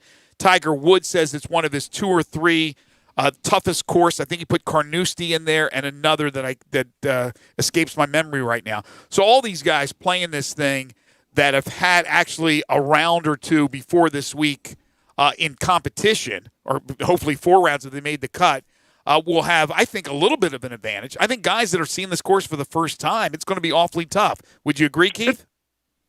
Yeah, I mean, I just absolutely love that style of golf course, Wingfoot, with the rectangular tee boxes and the fairways. But yeah, I mean, that kind of golf course, you have to be able to work the ball. I mean, you have to have confidence. You look at that first hole and the fairway cuts off to the left, and I mean, their fairways are so tight and the fairways are firm. So if you try to bomb it over the corner and it lands, it's just going to carry on through the fairway into that 10, 12-inch rough, whatever they end up playing it at. So you have to be able to hit, draw on the first, a little cut on the second, and you have to have that confidence. So if guys that have played in this event before and know how to do it, they're going to have much more confidence going into these rounds. But it is going to be so fun to watch, and the weather is just going to be spectacular, and the golf course just looks pristine. Jay, what do you think? Yeah, I think, maybe not being there could be an advantage. You don't have all the scar tissue and the bad dreams, too. I mean, With Phil, certainly. Sometimes you can just dumb yourself along and that's why I like Dustin Johnson. Even if he's played it, he probably doesn't remember it, so it should be fine. I listened to a bunch of interviews yesterday on the Golf Channel. So they're talking to Bryson DeChambeau, and they talked about his length and exactly what you said, Keith, about bombing it and then going through the fairway into the rough. And he said, I'm just going to get out there and whack it as far as I can, and if it's in the rough, I'm strong enough to get it up there at least to the front of the green. That's what he said. Yeah, I heard him say that. Yeah, he thinks as long as he can get down to where he's got a wedge or a 9-iron.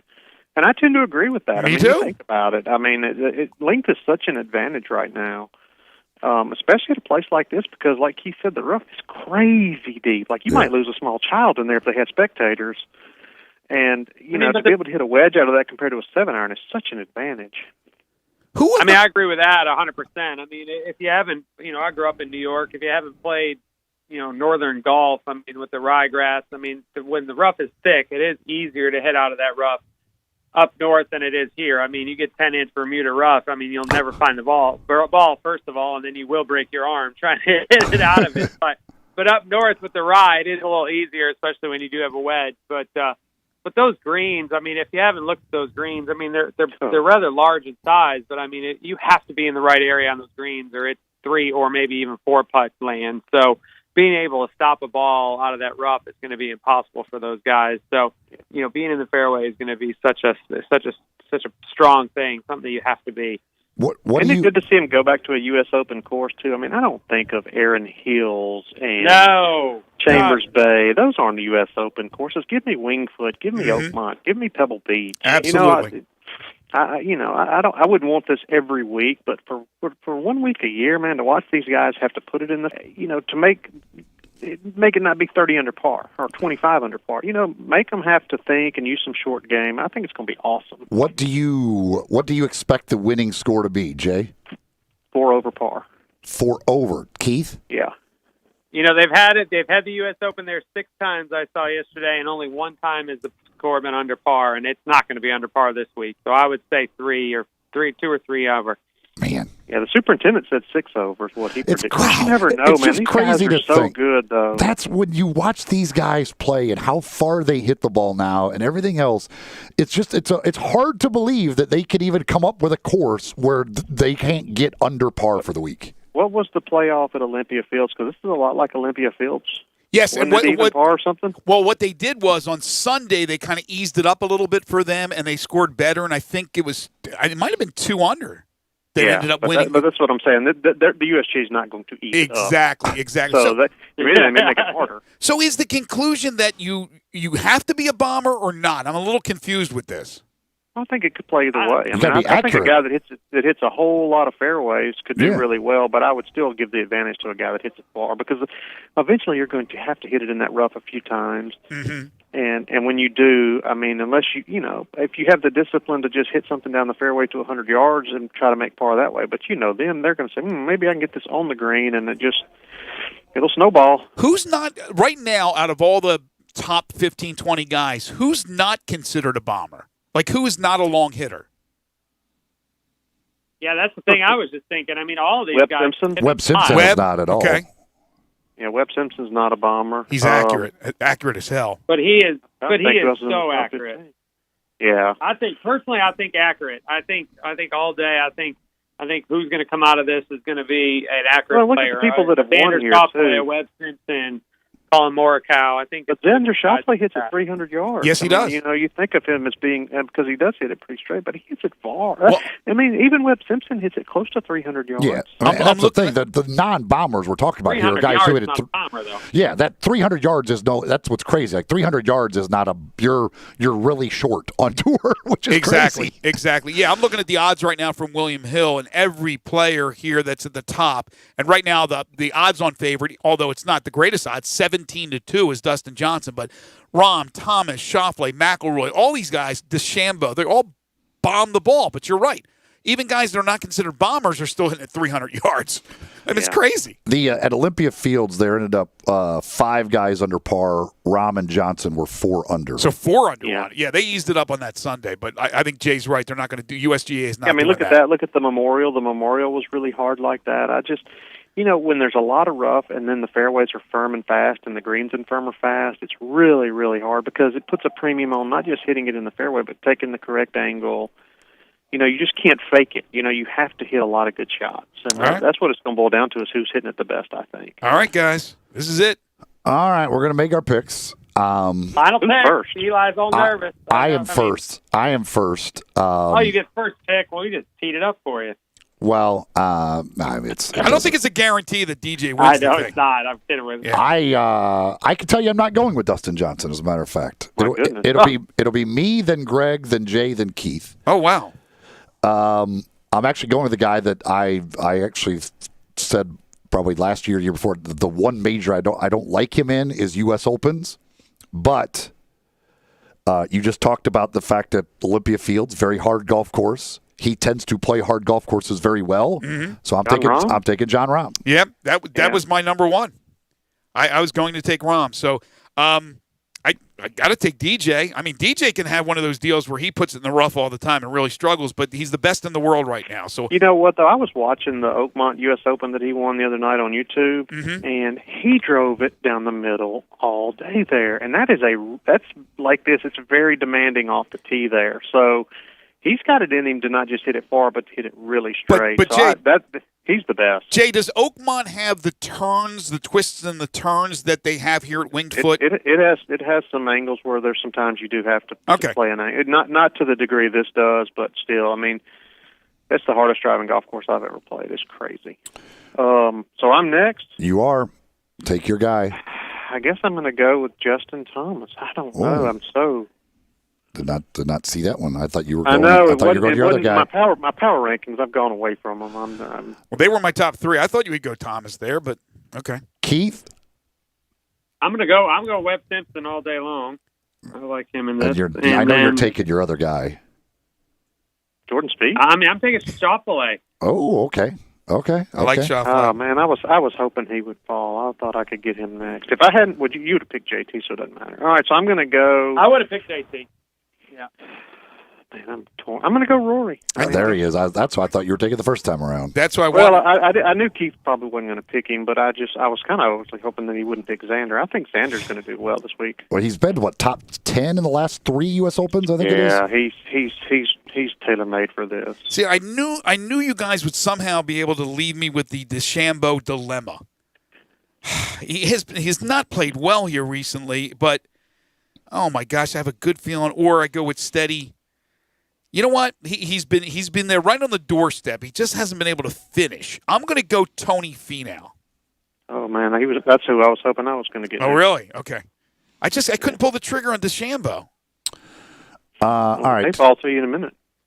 You may. I'm going to go with.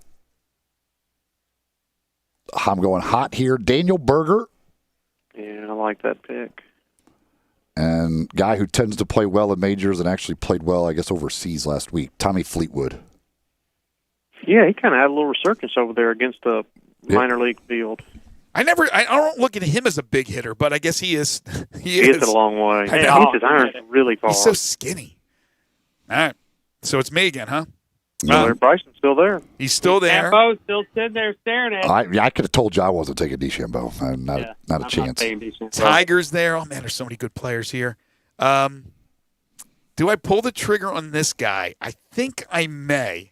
I'm going to go Jason Day. I think that's a pretty good pick, and he's kind of flying under the radar. Yeah, I had Day. Actually had Day. Really good short game and really long players. I actually had Day ranked ahead of Fleetwood, but I took Fleetwood over him. Yeah, whatever. All right, I'm going feel good story. Tiger? To complete the career grand slam. Phil Mickelson. Oh my goodness. You gonna put $45,000 on it? How about his response? Boy, to I'll that? tell you what. If I had $45,000, I wouldn't be putting it on that. His response to that. His response to that was awesome. He said, "I hope we both have a 3-shot lead." For both of our sake, I hope I go to the AT&T with a 3-shot lead. Yeah. All right, I've finished it up. Yes, take him. I'm taking Patrick Cantlay. Oh, not taking Morikawa. I thought for sure you would get Morikawa. Wow. Oh, my gosh, I forgot he was available. Too bad right now. So no Morikawa, no DeChambeau. Nobody took Tiger. Nobody took Brendan Todd. I don't like Tiger here. Tiger's liable to get hurt. Todd's had a great year. Brendan Todd wouldn't even Brendan Todd consider hit this. 240 off the tee. He is short. How about Matsuyama? I think could have a good week. He putts too bad. So it's gonna be fun. So what's the tally here, Eli, for our picks? Jay has Thomas, Rory, and Phil. Keith with Webb Simpson, Schauffele, Cantlay. I have Rom, Berger, Fleetwood. Greg with DJ, Finau, and Day.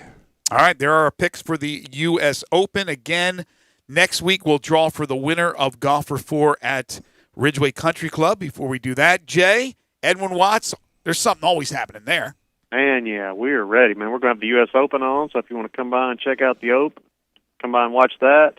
I've been talking about all these markdowns. My regional manager was in town this week and was disappointed in my markdown, so he marked down a ton of apparel. So we've got a bunch of stuff marked down, and it'll be fun. Come by and see us and hit some clubs and hit some putts and just let's talk about some golf. Poplar 240, go see Jay. Thanks, Jay. Thanks, guys. Appreciate it. And Keith, again, the winner next week is going to be able to play golf over at beautiful Ridgeway Country Club. And if you're thinking about a membership, think Ridgeway. Yeah, for sure. Ridgeway Country Club. It is a pretty exciting day today. Everybody's kind of bebopping over next door. We closed our clubhouse down in March, and we totally gutted and renovated our entire clubhouse from the men's and ladies' locker room to the upstairs. New carpet, new wall coverings, new ceilings, new lighting, new TVs, everything. The men's locker room, we added a 50-person dining area. We had a steam room.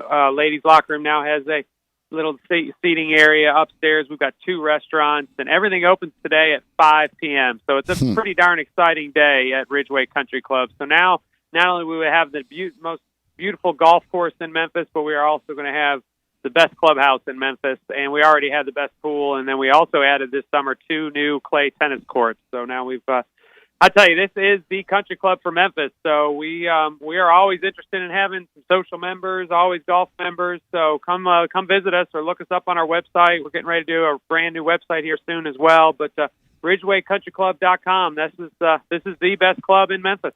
Keith, have a great week. Enjoy the golf. We'll talk to you next week, and we'll draw that winner out. Yes, sir. Thanks, KP. Appreciate it. It's the Roland Garros of the United States. They like to call the clay courts over there at Ridgeway.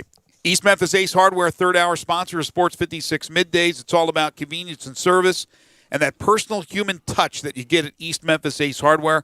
They have dynamic, bilingual employees, fast service, competitive prices. They have a state-of-the-art key center. This thing has everything. They can rekey door locks.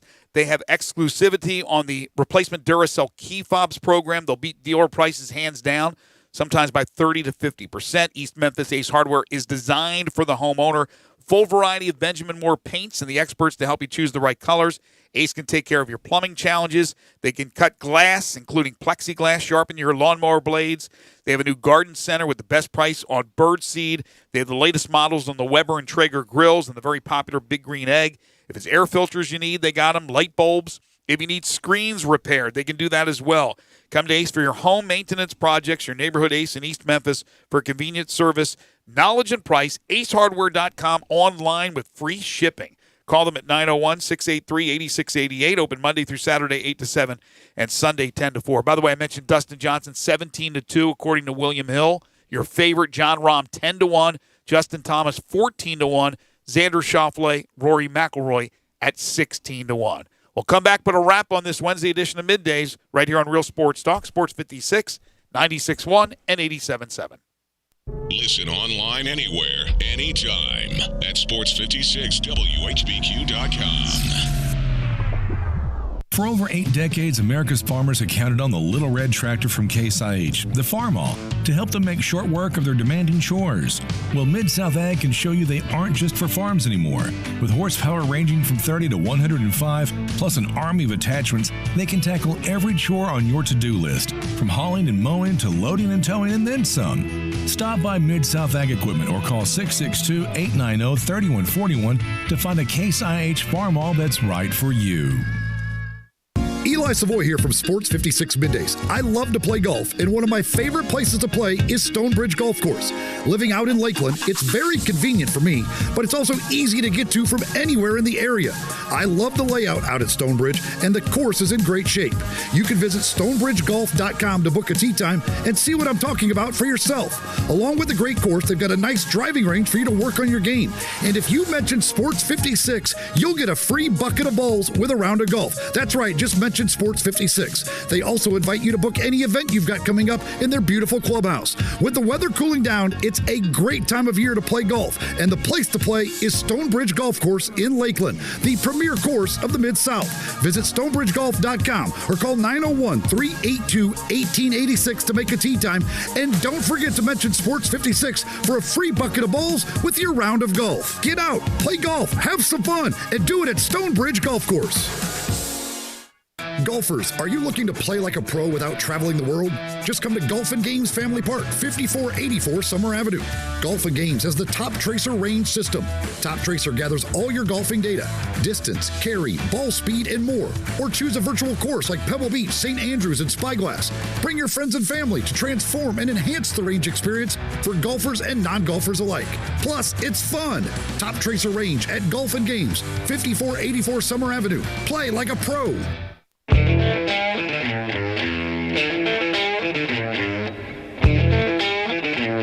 Now, back to Sports 56 Middays delivered by FedEx. Visit FedEx.com/e-commerce to see how FedEx can help you start, grow, and efficiently manage your business. This hour is also brought to you by East Memphis Ace Hardware at Quince and White Station. Here once again are Greg Gaston and Eli Savoy. He was a hard-headed man. He was brutally handsome. We had one of those crazy nights again in Major League Baseball last evening. Yankees beat the Blue Jays 20-6. So maybe the Yanks are back, right? And they still don't have, I don't believe, Stanton or Judge yet. And then the Brewers over the Cardinals 18-3. By the way, in that Yankees win, Luke Voit, the one-time Cardinal, hit 2 more home runs. He now has 18. I believe that's the Major League lead. That is correct. He is leading the league in home runs. So 18 for Luke Voit. I think Trout has 16. Yeah, lots of runs being scored in various places. We're starting to see some 20-run games and things like that. It's been pretty common here recently of teams scoring 14, 15 or more. So I don't know if that's what that's the result of, but sure enough, they're putting up some big time totals. Time now for one final thing. Before Greg and Eli get out of here for the day, they each have one final thing they think you should know to make it through the rest of your day. So here are Greg and Eli with one final thing. This is quite the story. It already was quite the story, and now it's just added another chapter. Maya Moore, who was a WNBA star, and she left her profession to help free a man from prison for his wrongful conviction 23 years ago. The gentleman's name is Jonathan Irons. Well, Maya Moore today announced that she and Irons have been married. They were married over the summer. So she freed this man, 23 years incarceration when he should not have been, and now they are a married couple. They made the announcement on Good Morning America. That is a feel-good story. So this week in week 1 of the NFL season, there were only 18 flags thrown for offensive holding across the entire league. It's a drop of 78% from week 1 of last year and a 58.6% drop from the 5-year average from 2014 through 2018. So Gabe Kuhn, you are the offensive line expert here. Of course. Is this just the officials kind of letting it go more because there wasn't preseason games? Why do you think there would be hardly any holding calls in the NFL in week 1? I think what you just said is probably what we're looking at. I think the refs are just sort of letting it roll. If it's not super obvious, I wouldn't call it. I mean, again, with offensive holding, you could really call that on every single play because by definition, to block, you have to hold to a certain extent. So, I would just say that it's the refs letting them play. Well, that's a crazy 78% drop from last year in week 1. You know what's interesting? I wonder if they're going to look at those numbers and go, all right, so we got to be a little more stringent in week 2 to try to even it out, and maybe there'll be more than normal holding calls coming up this weekend for week 2. I don't know I don't think they view it as an issue. I think they kind of like it. So I don't know. I think they may be happy with it. Right, and if they are happy, the trend will continue. You'll see low numbers. We have some news on Chris Godwin, the Bucs wide receiver. According to Adam Schefter, he is in concussion protocol. So you got to worry about that, obviously, if he's on your fantasy football team. I want to thank Jerry Palm, Sigmund Bloom, Keith Penke, and Jay Hasselman for joining us on the program today. Tomorrow on the show, Brandon Lang will join us at 10:25. We'll have the AutoZone Liberty Bowl Inside College Football Hour with Harold Grader, our world-famous Pick 6. And Britton Banowski is going to join us at 12:15, the former Conference USA commissioner, who's now the executive director of college football's Playoff Foundation. We will be joined by Britton at about 12:15. Of course, no Tiger football report tomorrow because there's no Tigers game this weekend. Stay tuned for Sports 56 Happy Hour with Johnny Radio. Substituting once again is Gabe Kuhn and Drew Barrett, so stay tuned for that. For Eli and Gabe, I'm Greg. Enjoy the rest of your hump day, everybody. Keep your grills, friend. It's all going to pot. I buy houses.